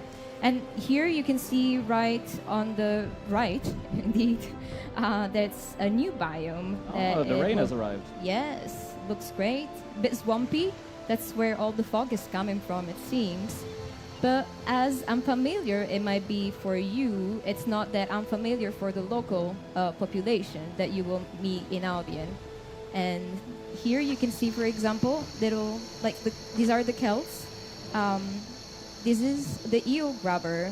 They're gathering some food. You can see them walking on stilts. I love that, the attention to detail. It's amazing, honestly. But yeah, this is one of the production chains that it's typical in Albion. And the guy that you can see now on the right is actually our wader. It's the first population tier that you will unlock in Albion. And yeah, they have very different need compared to the first population tier in Latium, for example. This is a tiny little settlement that our lovely Jan has built. It's looking great. Yep. Look at how you build those nice diagonal roads as well, here and there. I like that. Not everywhere, but like in some places. I think what's important to also know is you are in Anno 170 Pax Romana, you are a Roman governor, so you're not a local. You're very much a governor sent by Rome to take care of this province. But there are these locals living there, and it's your responsibility. How do you govern? How do you treat them? How do you steer this province? What do you do with this province and its people? And yeah, we're starting with the first tier, the waiters. They have, as you said, Celeste, they have two different needs. In this case, if we're looking at the food category, we have cockles, and we have the eels that we just looked at, the production buildings in the marshes. And then there's a marketplace that they want, and Bard's Half as public service buildings, as you also know him from previous Anno games. And then the last category, we'll look at this fashion, I think it's called, right? Fashion, yeah. It's important. Obviously, on the first tier, there's not so much fashion involved. It's more about the very basics. So I would say convenience, considering the swamp and the marshes. Like having shoes. Having shoes is nice. Sounds like a good idea, honestly. And I see the shoe is not fulfilled quite well. So why not build another one just to be on the safe side and produce some more shoes for them, Jan? Let's place the reed gatherer. Yeah, you're placing it directly in the marshes because it's another of the production chains that are typical of the marshes as well. Yeah. It's the reed, yes. This is the shoe weaver. I would place it somewhere else, maybe, yeah. Somewhere else? Okay, if you insist. You mean at this very suspicious place in the middle of the city, yeah? Yeah, like every good cooking show, we are prepared. Yes. You can only make this joke once during the whole presentation. Yes, I know. So this is population tier 1. And then the special thing about Albion is that you, in contrast to Latium, where you have like a linear upgrade path. So we have the first tier of liberty, you go to plebeians, equestrians, and patricians. But in Latium, as we mentioned, as a Roman governor, you have a certain choice because you can decide which direction you want to steer the population. What kind of governor are you? Do you let them stick to their own traditions? You choose the Celtic way, as you can see on the right side, or are you? Do you want to Romanize the population? Do you want to carefully pressure them into adopting some Roman culture, some Roman customs? This is the choice you can make, and this will have a variety of impacts on what happens after. We thought we just let your audience today decide which direction it's too hard for us. We cannot choose. So what you decide? Albion, Romano-Celtic or Celtic? Romans, Celts. What? Celtic. I think I heard Celts. Celts. I see people are nodding. Wise choice. So go for Roman. Go for Roman. Go for Roman? Nah, let's be nice. Let's do Celtic, right? Like you can see also the visual change already. The house has gotten bigger. I mean, it's still very nice. I really like how like rustic they look, like with all, like you can see all the materials that they use to build their houses. It's a very different look than the residences in Latium. I prefer these ones because there's so much nature overgrown, honestly. But yeah, this, of course, this is now the Celtic smith. And of course, they will have different needs compared to the waiters. So they will ask for more stuff for you to provide them. In this case, we have cheese and beer in particular. And I don't know, do we want to play something for them? Maybe some beer? It's past 5. We can do beer. We can do beer. Okay. Beer? Yeah, Okay. let's go with beer then. Perfect. Let me just pause the game real quick. You paused the game. Yeah. And you're still building. Oh, yeah. I see what you did there. So this is a brand new feature introduced with Anno 117 Pax Romana. And yeah, now you can place building and, well, the game is paused, basically, which is a great addition. We listened to the feedback. It was a very much requested feature, and we're happy to place it. So it really lets you plan things in a bit more, with less rush, essentially, by being like, I paused the game, I built some stuff, I unpause, and then things continue working, production will continue, these kind of things. So we built everything except the brewery, Jan. Yeah. It's a bit tricky, you know. It has some pluses and some minuses, you know, maybe a bit further out, but we don't want long roads. Maybe depends on your choice. Like if you want to take the risk, because I don't know if you want to explain what's this. Me? Yeah. Oh, me. That's right. So this is where our attribute system comes into play. You can see there are 2 symbols above the building. The one is basically, it affects all the houses in its in this circle area essentially, and gives them a buff or a debuff depending. In this case, all houses in this vicinity generate +2 money, but also decrease the fire safety in your settlement, because brewery, who knows, could go wrong, you know, could explode, could catch fire. An explosion. And then you see at the top bar there, now that we've placed it, fire safety is going down because enough places are impacted.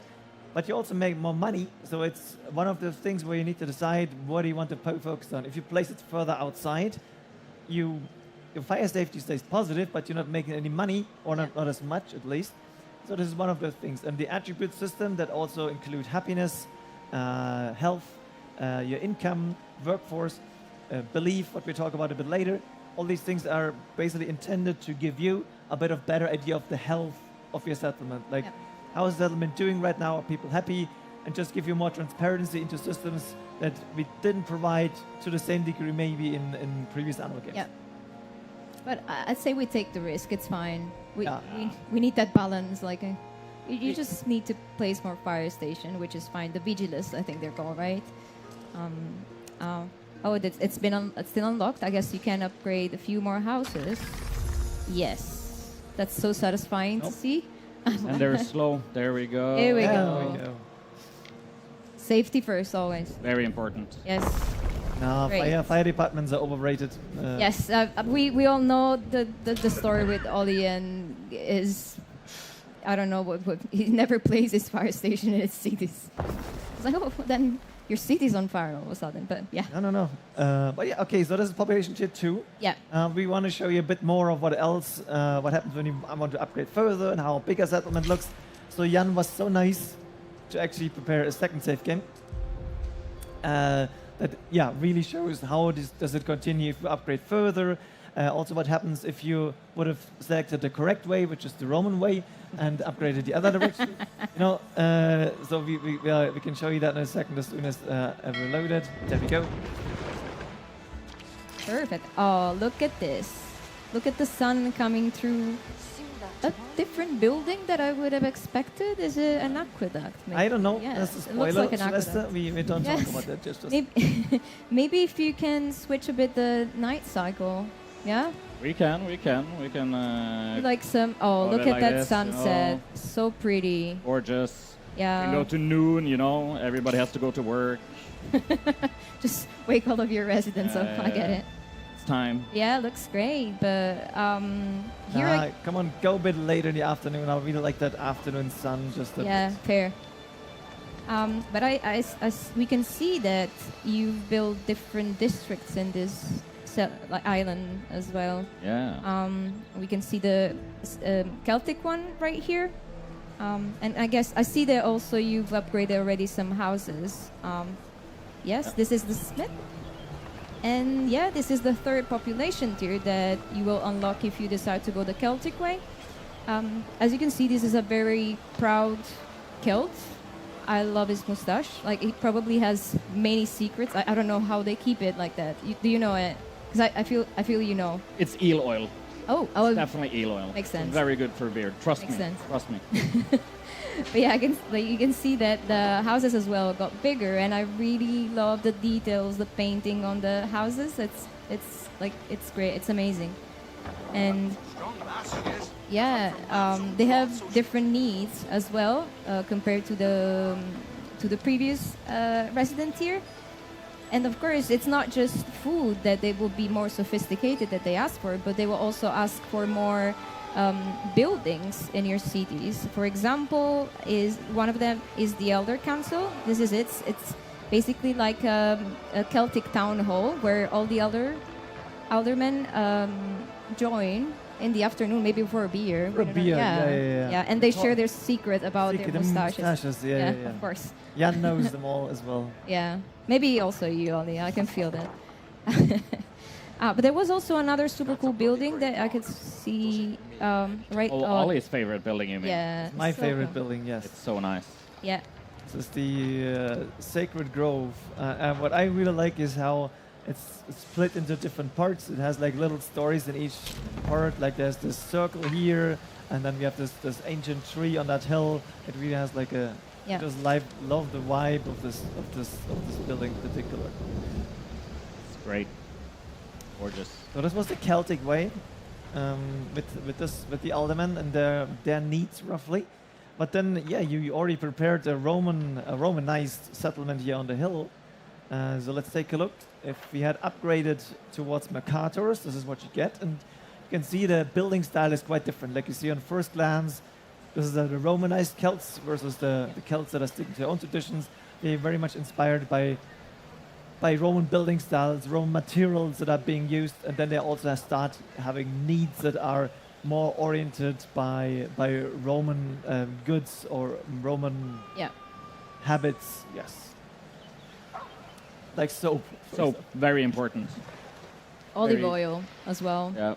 Dorian would be proud. That's true. There's also olive oil, which you would need to import from Latium if you want to supply that. So you can't produce that in Albion. And if you then want to go one step further, I think you have like a really city, like a high advanced city here on the top of the hill. On the villa, I see a villa up there as well. Oh, there we go. And some beauty building as well, I can see. Sorry? Some beauty building there. Jan did some beauty building. I built a little garden, in my power fantasy as a governor. I enjoy a little stroll, look at my statues. And one particular statue is very important to me. It's this one, Yes. This is Anocius, right? It was the statue that won the first, the design that won the first community contest that we did last year. And It was created by one of our fans, and this is how it looks now in game. So shout out to the creator, because it's looking great, and of course. Yeah, I can't wait for Hidden Moon, I think was the nickname, to actually discover his statue essentially in the game. That's going to be cool. It's beautiful. Well, okay, let's go back to the settlement. Yeah. Oh wow, it's raining. It started. It was supposed to happen. They'll be happy to have proper roofs here. So this is tier 3 for the Romanized way. It's the nobles.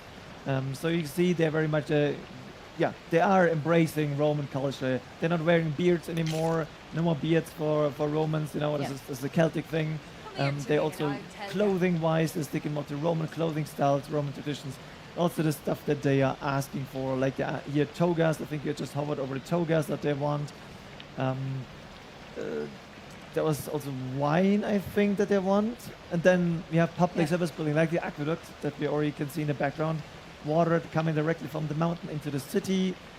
While we don't have the space here, you could build a bathhouse as well, which is nice in the cold weather, and after the rain and mud, just have the bathhouse. Yeah. And then some entertainment, maybe. We can place a little theater, you know, everybody likes some fun.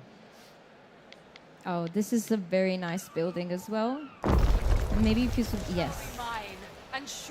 Oh, look at them. At the moment, maybe they're rehearsing, since I cannot see like the audience, but I think they're just having a little rehearsal. Yeah. So who are you here?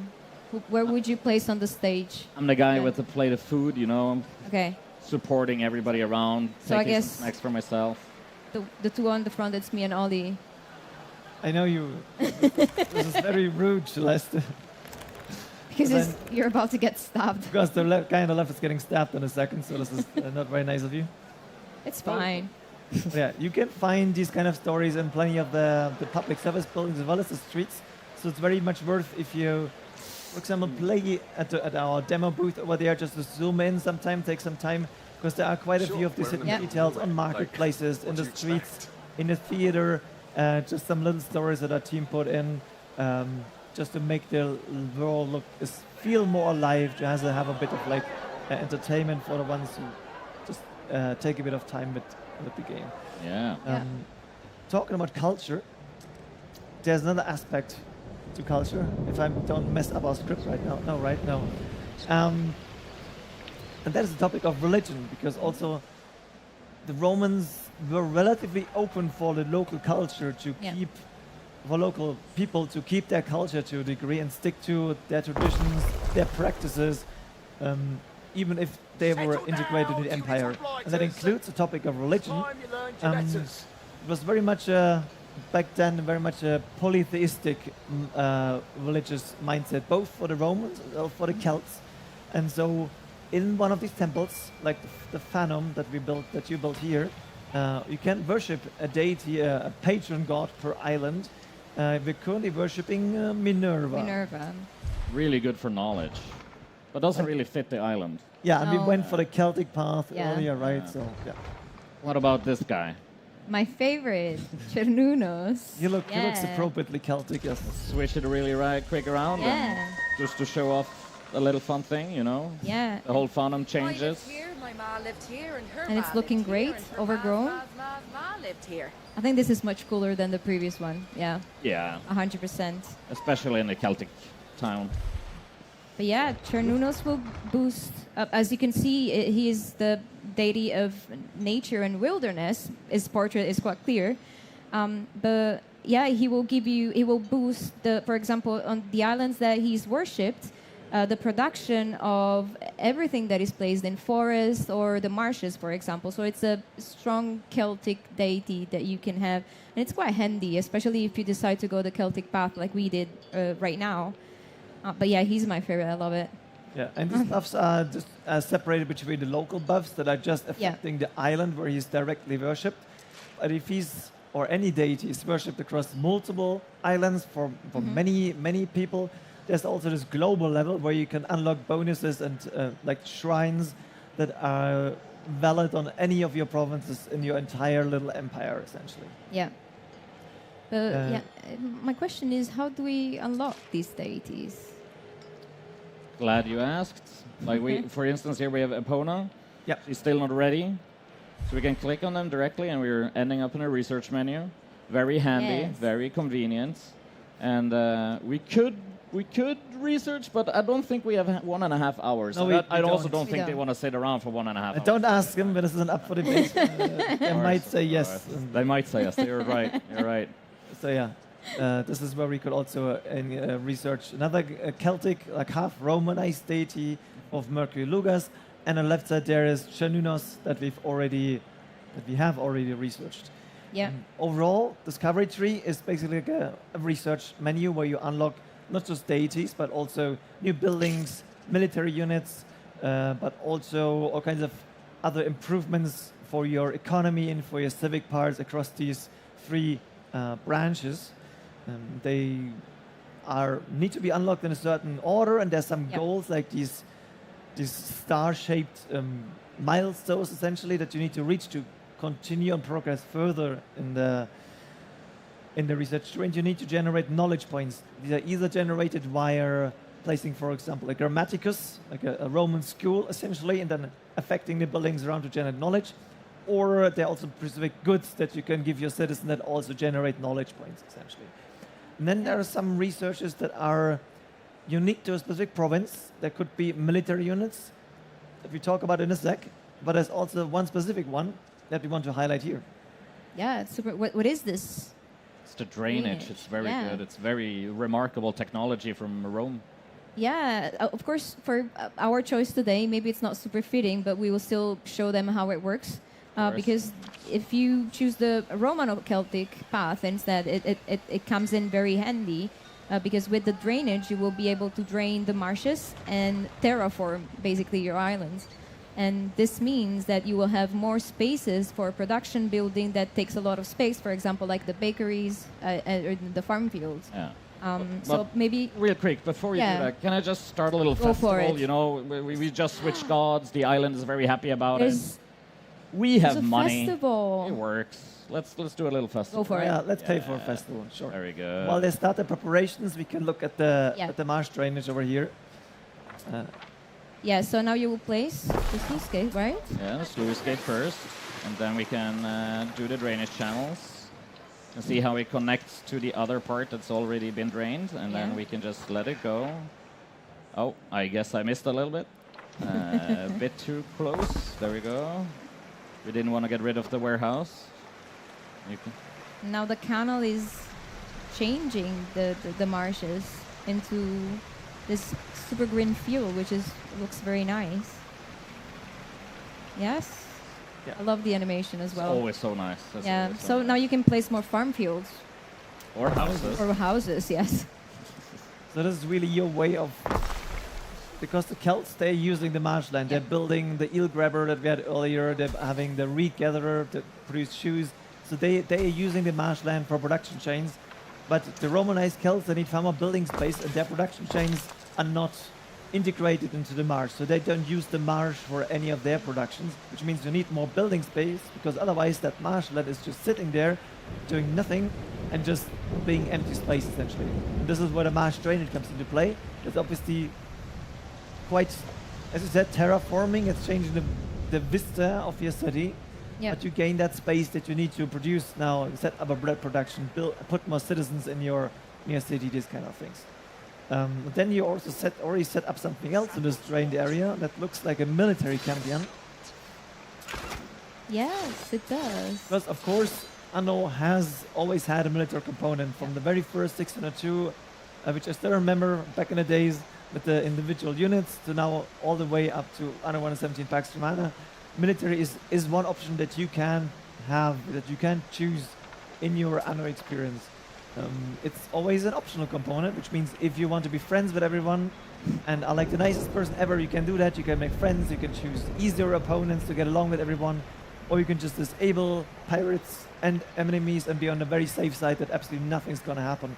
But if you want to wage a war on the side, like a small one, a big one, there's always this option to do that. And specifically for Anno 117 Pax Romana, we bring back land combat as one option. Yeah, we are now looking at 2 unique units that are recruitable only specifically in Albion.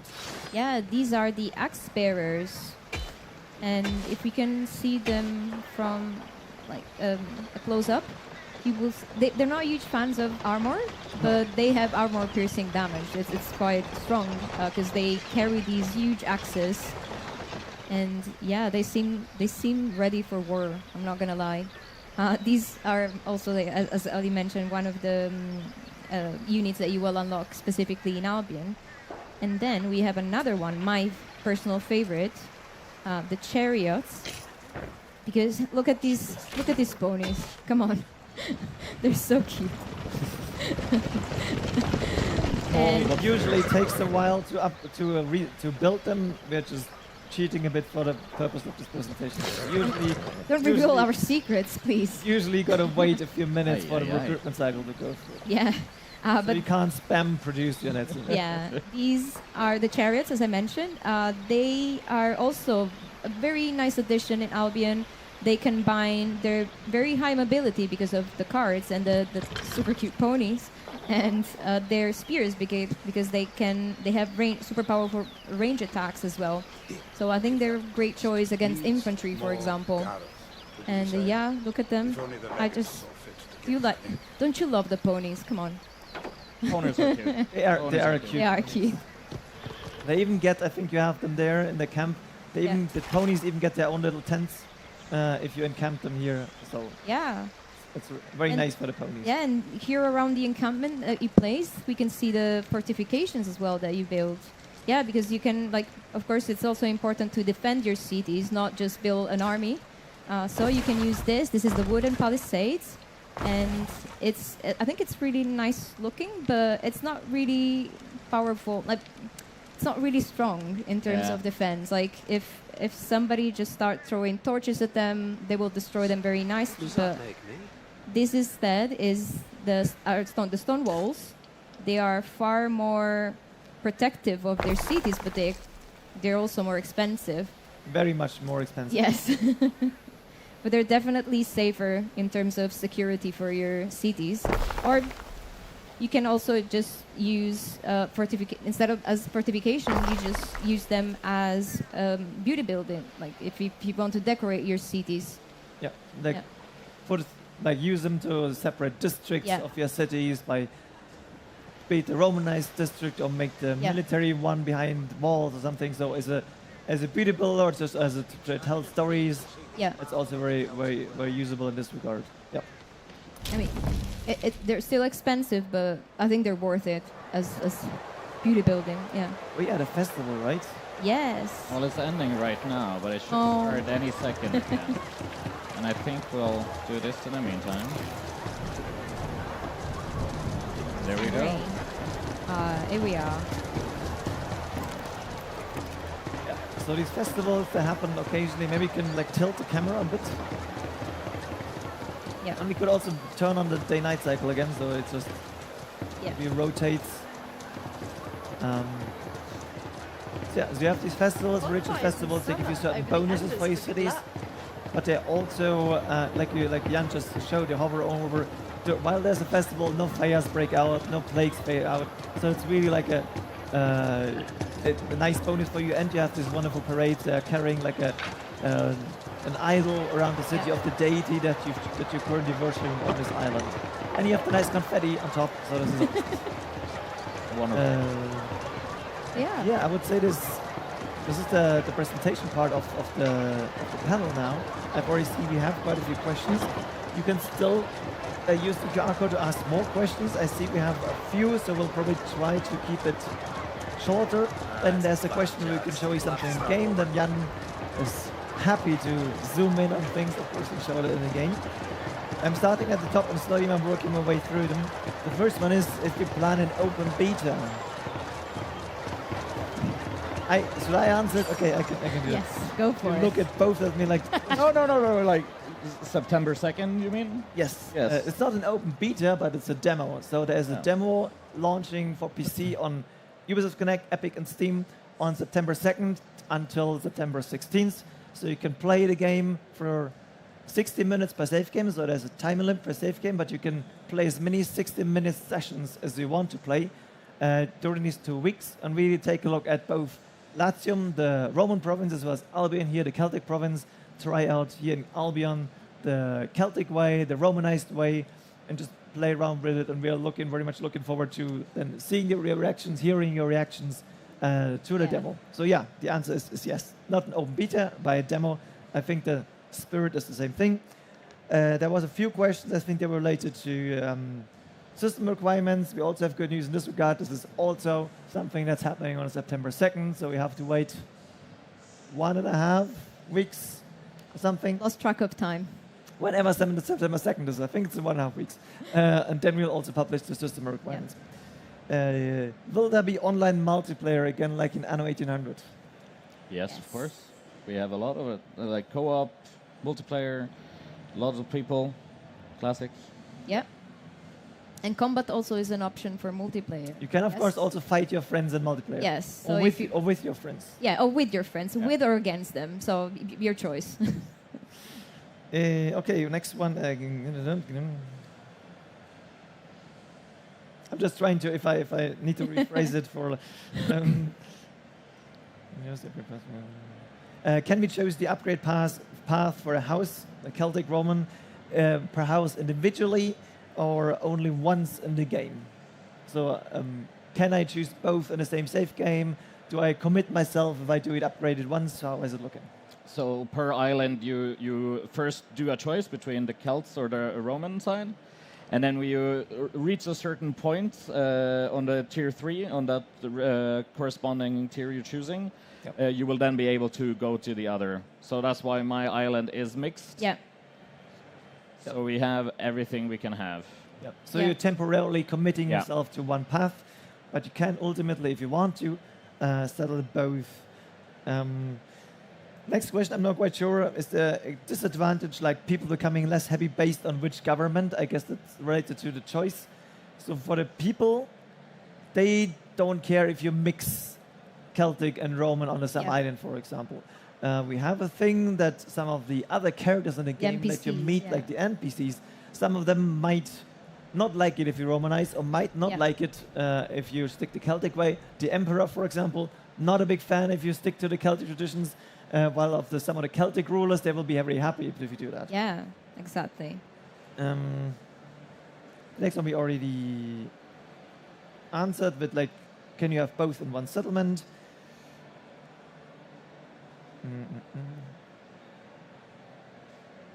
There's a question that goes a bit in the future of, like, is this Romanization topic also something if in potential future regions, I think when we can say if there are potentially future regions we're adding to the game as a DLC, then the answer is yes. So this is not a mechanic that would only affect this one province, but it's very much a system and a story we want to tell in our game throughout the different provinces of the Roman Empire.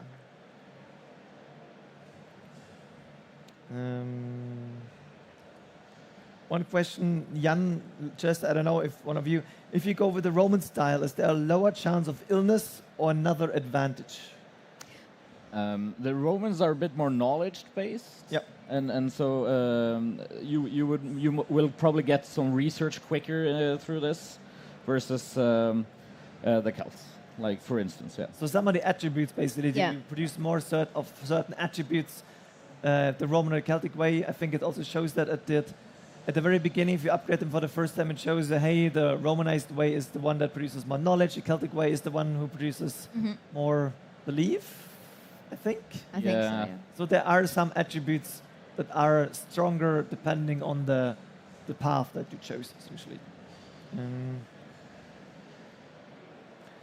There's a question on the weather, and if it has any effect on the, like right now when it's raining like hell, if it has any effect on your agriculture or on the fire safety or something like this.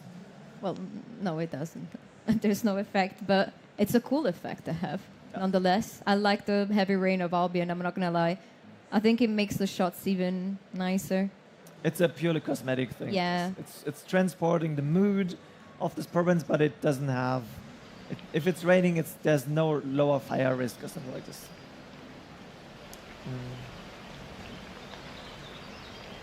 A question of like more season passes or more DLC plans. It's a bit too soon. A bit too soon to talk about what else we're doing. We have obviously a release coming up on November 13th, and we, if you looked at what part of the Gold Edition, we said that there's going to be a year one pass. This is all we've communicated so far, and even looking further in the future, that's beyond what we're currently even looking at ourselves yet. We have to release our game, we have to work on year one content, and then we'll sort out everything that might come after. This kind of goes to the next question in terms of like, there are more people than just the Calcium. What else do you plan for the future? And the same answer here, like, who knows, right? Smart way to pose the question, though. You know, like they try to. Are the small stone walls decorative tiles, or do they serve a purpose, Jan? I think they're talking about so yeah, you had some. At these smaller ones, these are ornamental. Yeah. These are some of the ornaments that we have in the walls and stuff. And we also have this hedge system, so you can also set up like some nice greenery, make a little districts in the city for yourself. Very handy. Also the path and the paved roads, all of that. You did a great job at decorating your city, I have to say. You could place what I love really, like you could place one of those ground tiles just to show, because it's one of the things I loved really much. So you can have these different types of ground tiles that you can just basically paint the ground with. This route, this is just mud, Jan. Oh, I like mud. Mud is nice. You want a flagstone? This looks much nicer than some mud, to be honest. A bit more Romany. Yes. Yeah. Looks great. And then you can place statues on top as well, right? Oh yeah. Looks great. Perfect. And we have a question will there be a first-person mode? What? Sorry? What? I mean, it's a top-down game, right? There's no first. I know what you're talking about. Yeah, It's like there's no first person here. I don't know what you're talking about. Doesn't. It's a legend. Doesn't fit in the game. Celtic myths. What are the advantages of building encampments for your troops? Why would you encamp them? Because it looks really nice. And they are protected inside, so if your enemy is surprising you, you already have some defenses for yourself, and setting up some wooden towers. I think they were talking about these camps. Yeah. Oh, sorry. They cost these resources, right? Less resources. The maintenance costs are lower. Yeah. If you and they recover health if you unlocked all the research. We have so many research. It's where they rest, and it takes some time to, you know. So in peacetime, you save some maintenance costs, and like Jan said, they're also healing faster if they've been damaged. Outside, they're costing more, but on the other hand, they're ready immediately. So it's very much a thing for you to decide.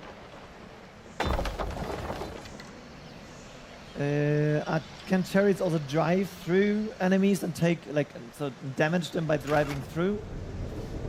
I mean, we can't show that here, but the answer is no. They're not. They don't have any of these nice little blades on their wheels. They're very much a ranged unit that throws spears from a distance and tries to keep their distance from enemies and are not engaging in close combat.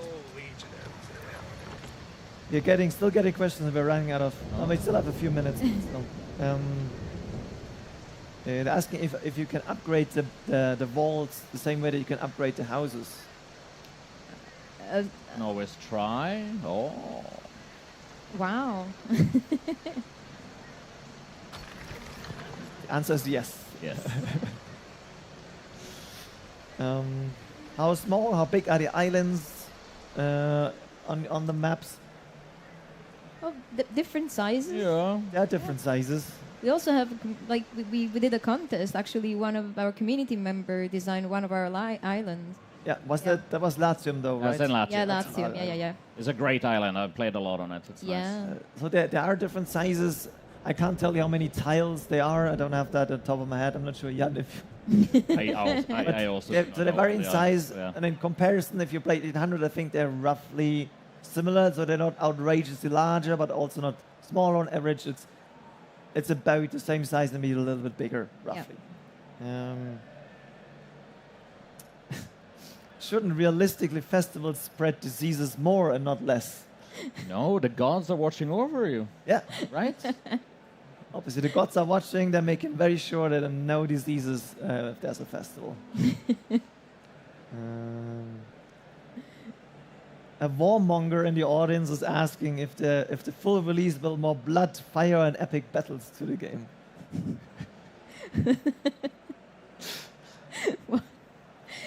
I guess. I mean, you know, there's not more blood.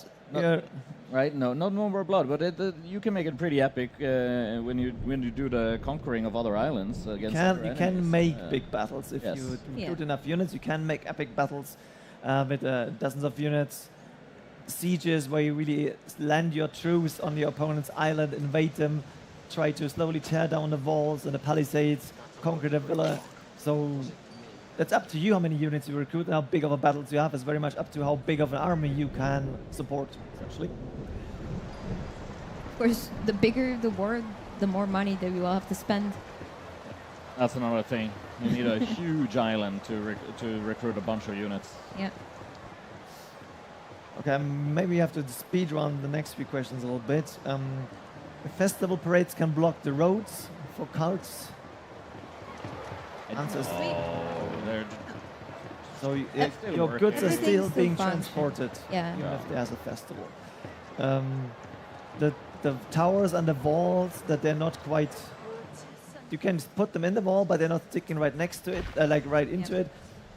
It depends a bit. If you put them, I think, on one of those straight stretches of wall, it looks a bit more integrated. Yes. Yeah. It's looking nice. You can also place them separate of the walls, of course. You can place behind them or in front of them, whatever works for you.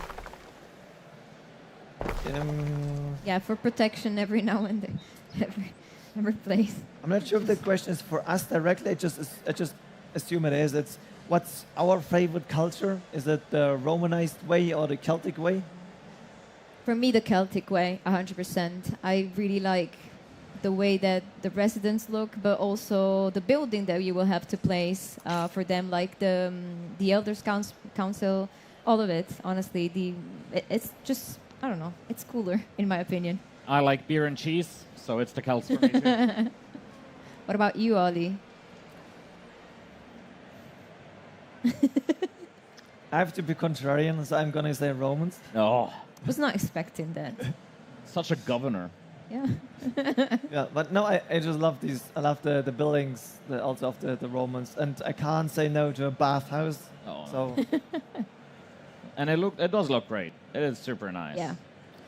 There's a question. Are there Germanic warriors? No, because we're not a Germanic province. The one is Latium, like Italy inspired. This is the Celtic province, Britain inspired. So there are no Germanics or Germans involved in the provinces we have featured in the game right now. There are a few questions more like on very detailed multiplayer questions on like what else can I do in multiplayer with specific features they're supporting. I think this is something we keep for the next few months until release still. We really want to talk more about the multiplayer because we have one or two cool things, new things for the multiplayer, but then we'd rather keep them for a dedicated blog post or live stream or something and answer them there in more detail. Can you switch off the rain? I don't remember. I think it just goes within the island, you know. You can always switch around the time of day and see what happens. Yeah, I think if you just keep switching around, at some point it will just stop. Generally, there's no way to tick off that in general. It happens at random intervals, but if you switch the time of day, it might then disappear. It's that us that's beeping? No, I think it's because we are running over time. Yeah. But it's yeah. There's one question, which is not a question. That is just thank you for the awesome presentation. You're welcome. So that is a good thing to end on. Sorry if we didn't answer all the questions. There are more panels over the next days. So if you want to join, have the time are here, or if you just meet us not today maybe, but on the next days, just on the floor. You're also happy to just chat to us and ask the questions there, and we'll see if we can answer that. Yes, I think that's it. Thank you all very much for joining. Thank you for asking all these wonderful questions. As devs, it's just super cool, not just to have the booth over there, but to also have always a completely full audience for our panels and a long line at the booth. It's so nice to see. It's so nice to see. Yeah, our game releases on November 13th of 2025 this year, which is super soon. It is. If you like what you've seen, if you want to wishlist our game on whatever platform you want to play on, that would make us devs very happy. Very happy. Yeah. It fills us with joy. And don't forget to follow us on the Anno Union and our social media, of course, because that's also very important for us, because we give all the nice information over there. Yeah. All right. Wish you all a great evening, rest of Gamescom. If you're staying here longer, thank you again very much. Thank you. Ciao, ciao.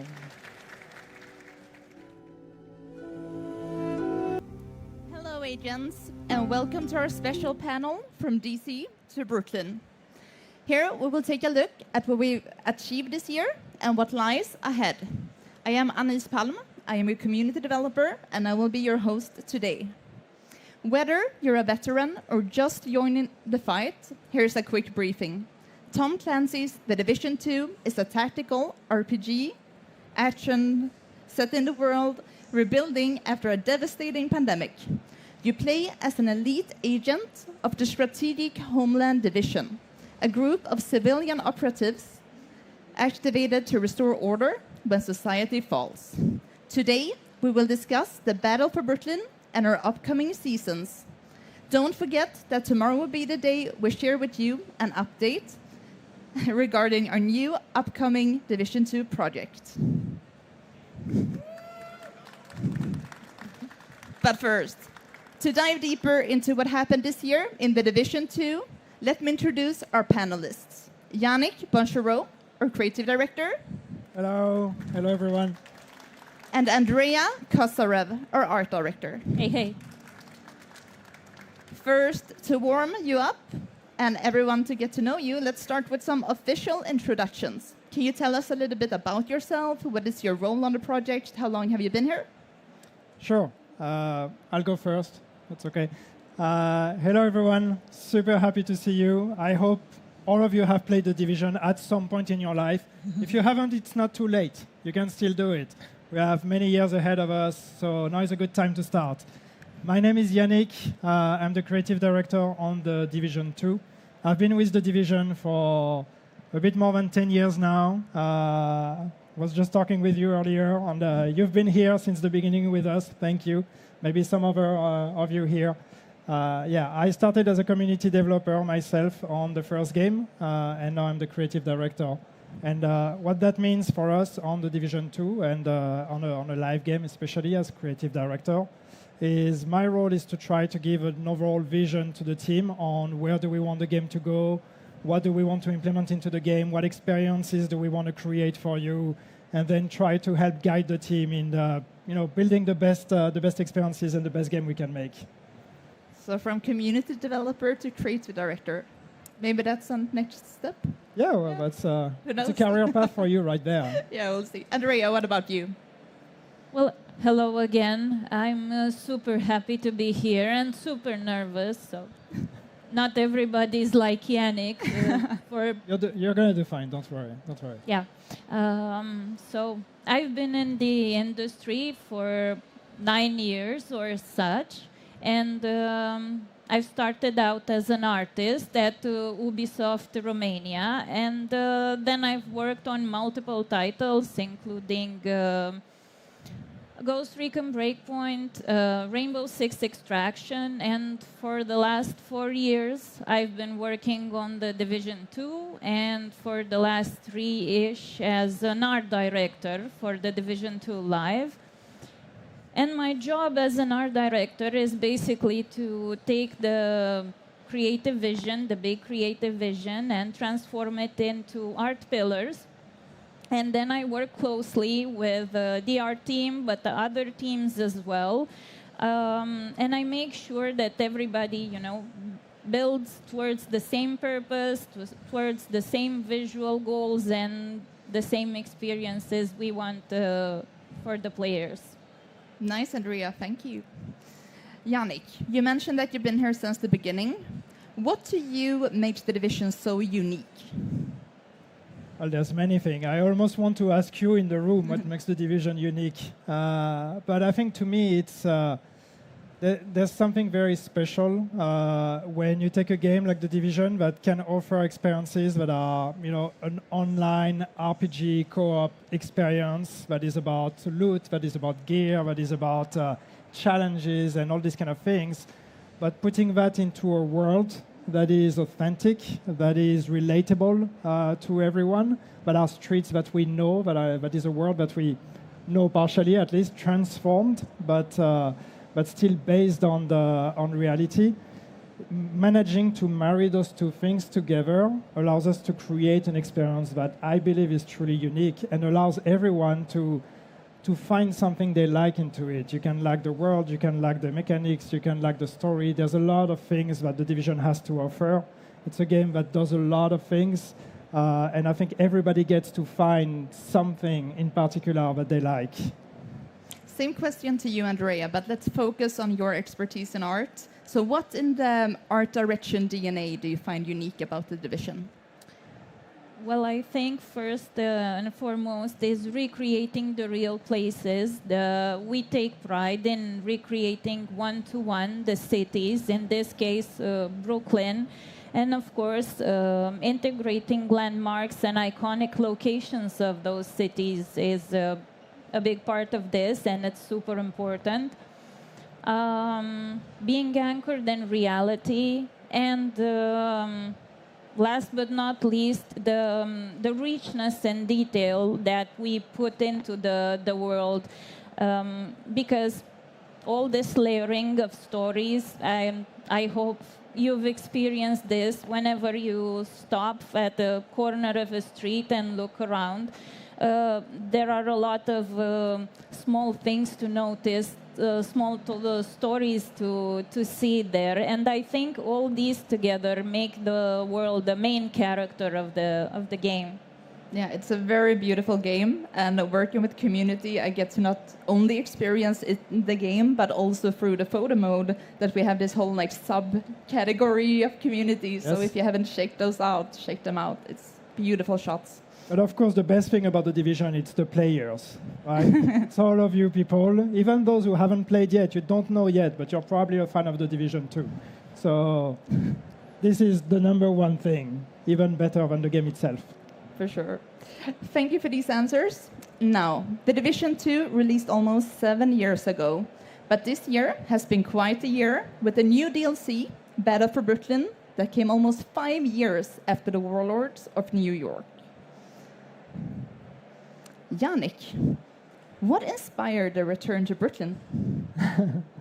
Well, we wanted to bring a new piece of world to the game. We set out to do a DLC. We really were inspired by the idea of how do we make this world even bigger? How can we create new streets, new places to explore? As you said, it had been 5 years, or by the time Brooklyn came out, it's been 5 years since the last expansion. So we really wanted people to get back to the thrill of discovering new things, being surprised again.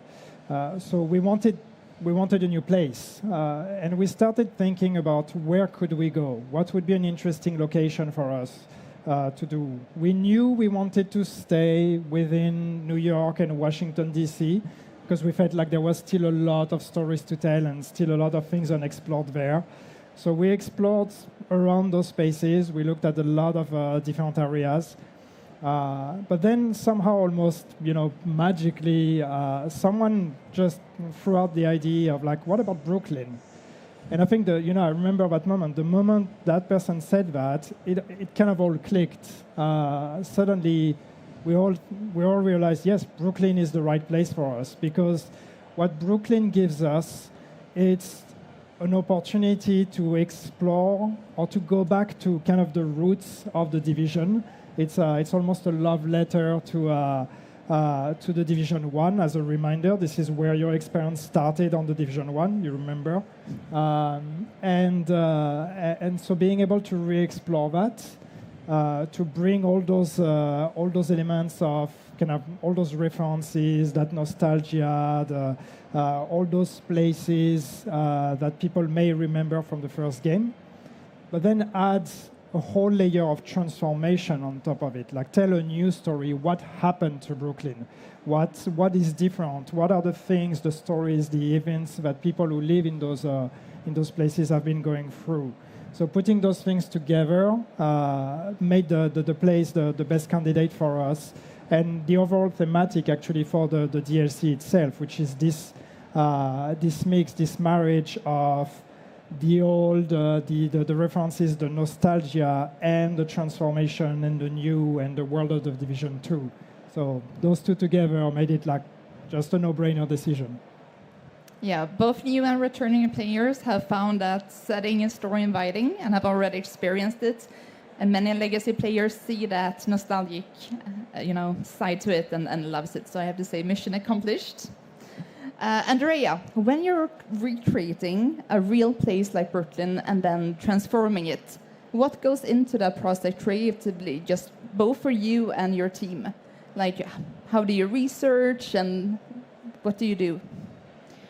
Well, that's a great question, because since the world is super important to the game, we wanted to do it justice, and we wanted to really understand the city, not just mimic something that's there. So of course we had to do a lot of research, and the research started with watching loads of videos, taking virtual tours, watching urban photography, street photography, but also looking into the history of the city, its architecture, to basically understand why it looks the way it looks, and to basically help us transform it further. Even so, for example, the two name zones that we have, they originate from the Division 1 area, but they're more than that. We have, for example, Brooklyn Heights, that's a former residential area, and then Dumbo, that's a former industrial area, and that has helped us focus more the stories we want to tell to those specific types of places. Cool. We're seeing a lot from the community doing like comparison shots with real places, and we actually had a very atmospheric video with Brooklyn locations, and that was the best performing asset from the community team. So we're seeing a lot of love for your work here.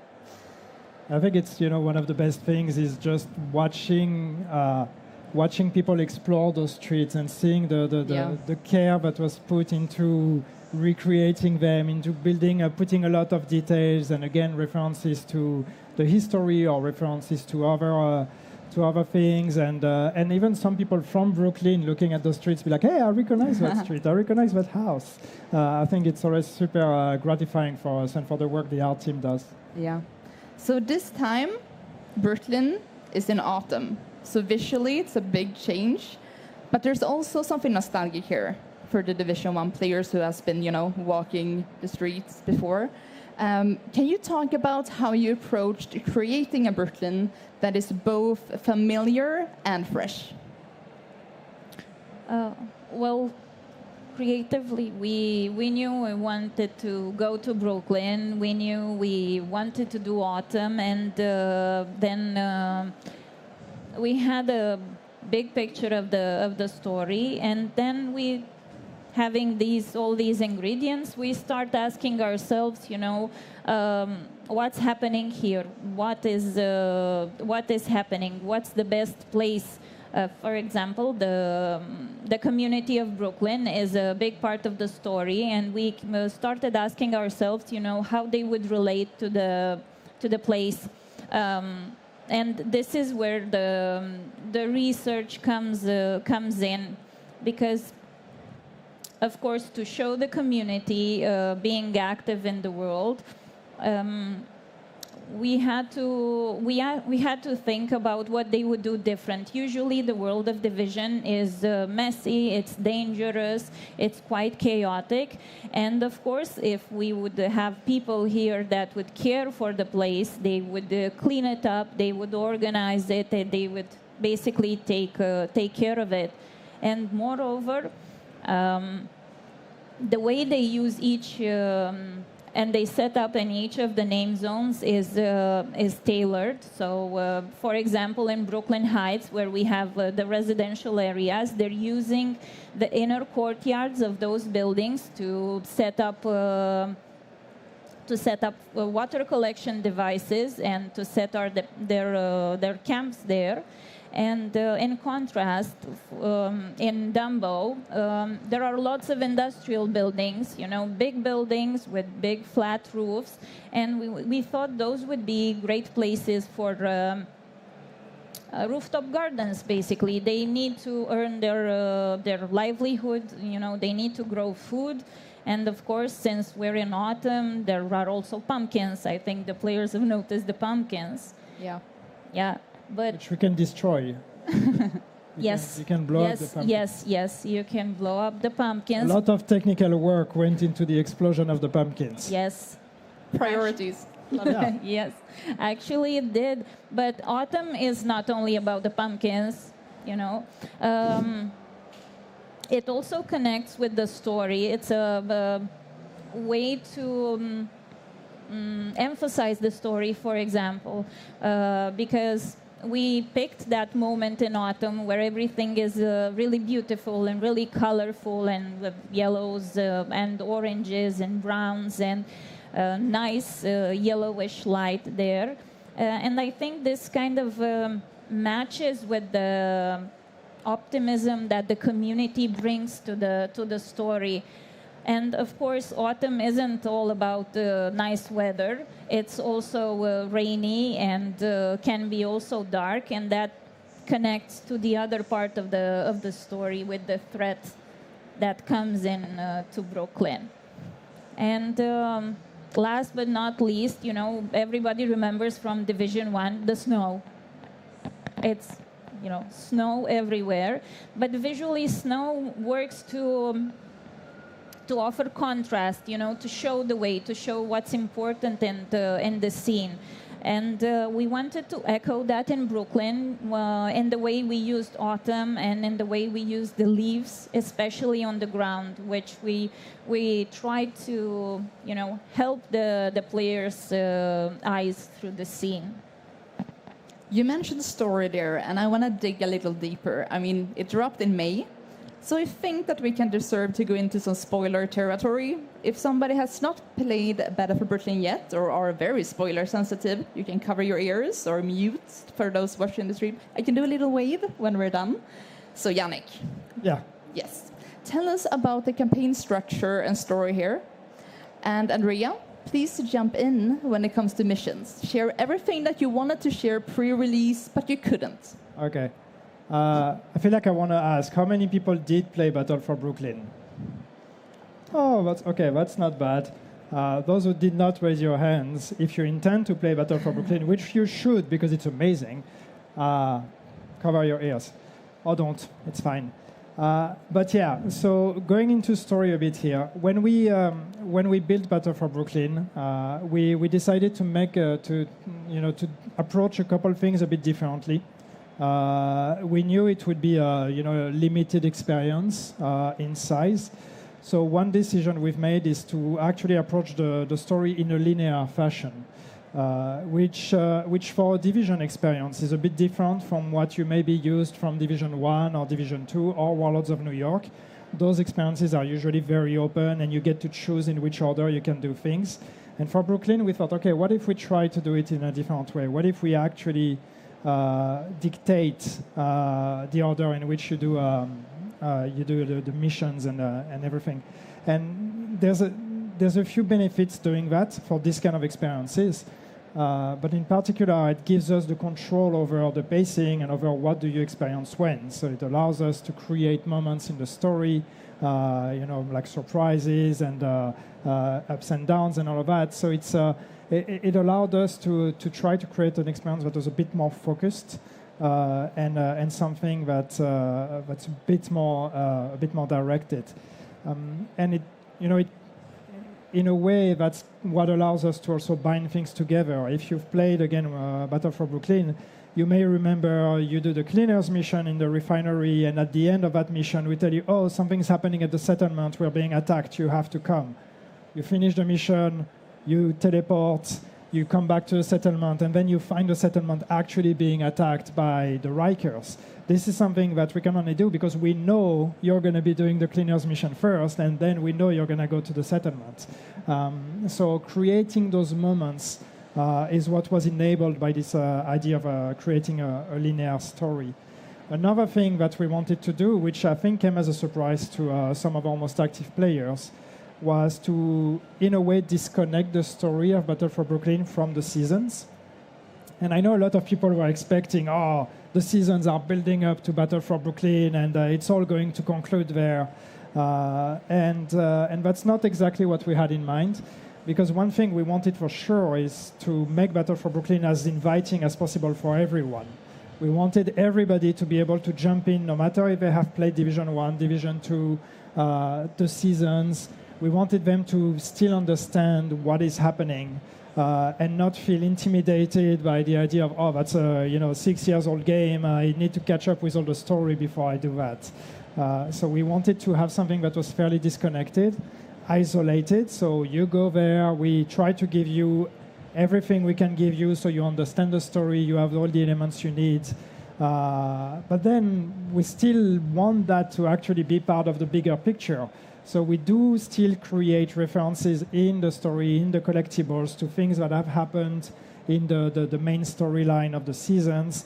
And of course, if you finish the DLC, you also know that at the end of the DLC, we've kind of dropped one final element that reconnects it to the greater plot and the greater story. So it's all, again, about trying to respect this, the history and the new as well with our players, so respecting the time and the investment that people have put into following the story that we've been telling along those years, but also being welcoming to new players and to people that haven't been following all of that, still feeling welcomed and invited to that place.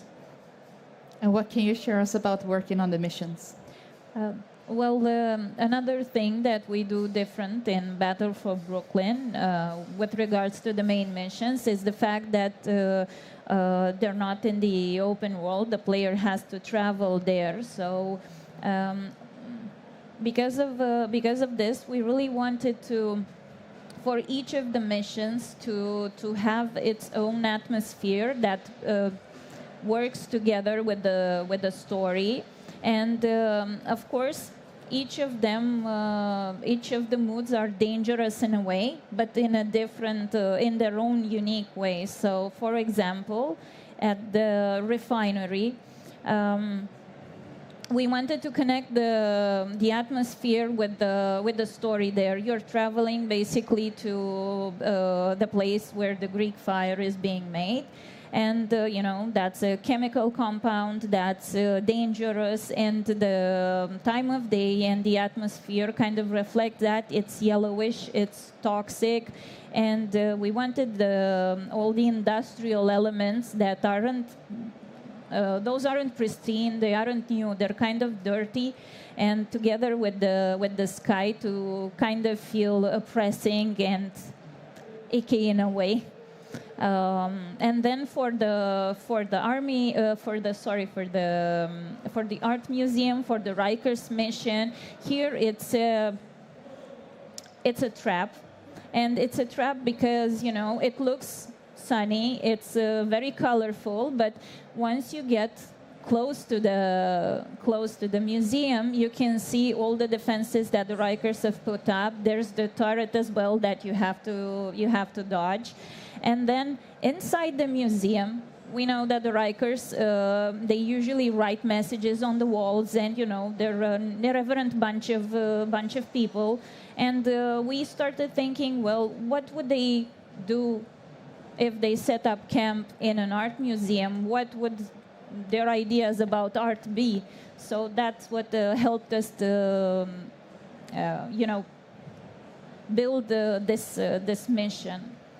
And last but not least, here is the big spoiler. Yes, the army terminal. Here the mission starts with a lot of devastation from the hurricane, but everything is supposed to be kind of mysterious. You don't really know what's gonna be there, and we've built at least 2 moments of surprise in the mission. One would be when you first discover as a player that the Black Tusk are there. And the last is in the final beat when you really understand what's happening. Yes, the Zeppelin. But we wanted to... It's a Zeppelin? Have you played the DLC, Yannick? No, what are we talking about? I don't know. But we wanted to breadcrumb this. It's not... we didn't just want to do, big surprise. We have the cables. So the cables are this wire that kind of telegraphs the player that something is going to happen. And I think in general, we also want to reward the players that are coming back. So first, when you play the missions, when you play the DLC, there's the big level of understanding. But then when you come back and you look around, there are extra details, extra moments for the players to discover. Cool. Okay, thumbs up. Spoilers We're done with over. spoilers. Past. Okay. Change to another picture maybe before. Yeah, I mean, they could still see if they watch the Yeah, stream. that's true. And if you enjoy these photos, they are from a recent art blast that we put up on social. So it's our very talented artists put this together. Yes. So, besides the release of Battle for Brooklyn, seasons are still ongoing in the Division 2, with their season Crossroads currently coming to an end. Yannick, what can you tell us about this upcoming season coming in September? Well, we get the music introduction. That's perfect. Perfect. No, so yes, we are about to enter a new season. It's our second season. It's hard to focus. So the second season of the year, and that season is called The Pact. So now we can change. And so what this is about, without going into full story here, you will have to discover it as you play the season. But we find out that there is the beginning of an agreement between the factions. They've been fighting against us. We've been fighting against them for all this time. We've been obviously most of the time winning and defeating them. I hope you can still hear me. Can you still hear me? Yeah? Okay. I can't hear myself, so I don't know what I'm saying. The factions have been, we've been pushing them all the time. So now they're tired of losing, and they've decided to band together.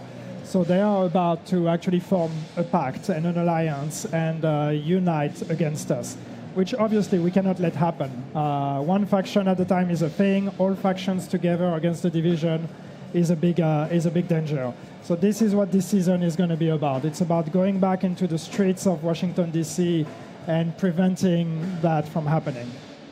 And I think that we have something to show. Yes, we do. Yes, cue trailer. Time and again our enemies have risen up.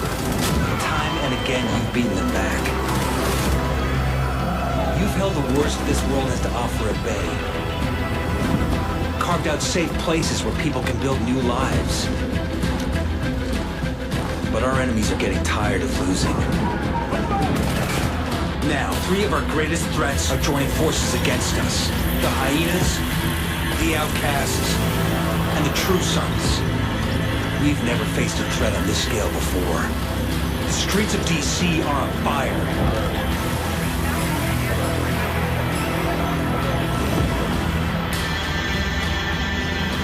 You have to stop them. You have to break the pact.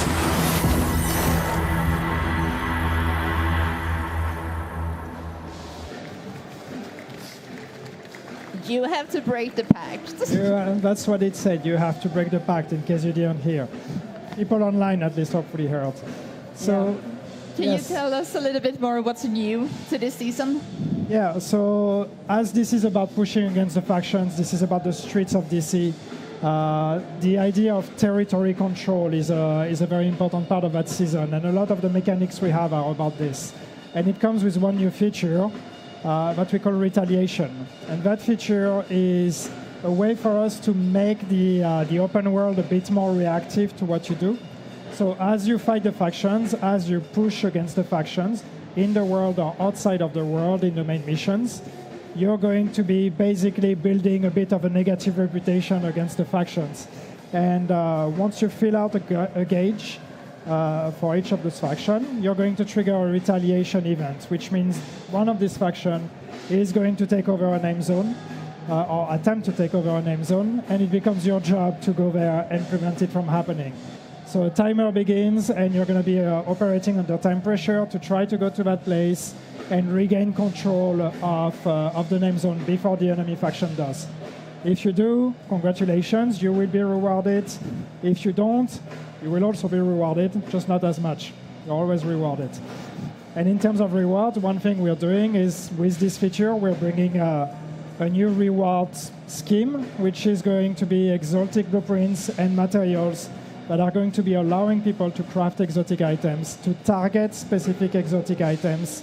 So if you're missing one item, if you've been chasing one item, this will be the way to actually predictably work towards obtaining it.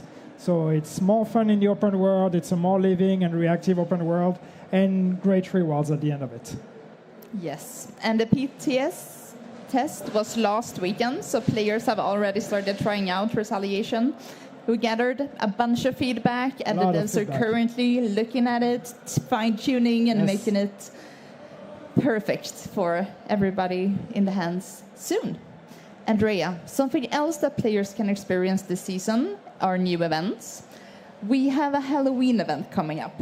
Can you share how you made that spooky-ness perfect?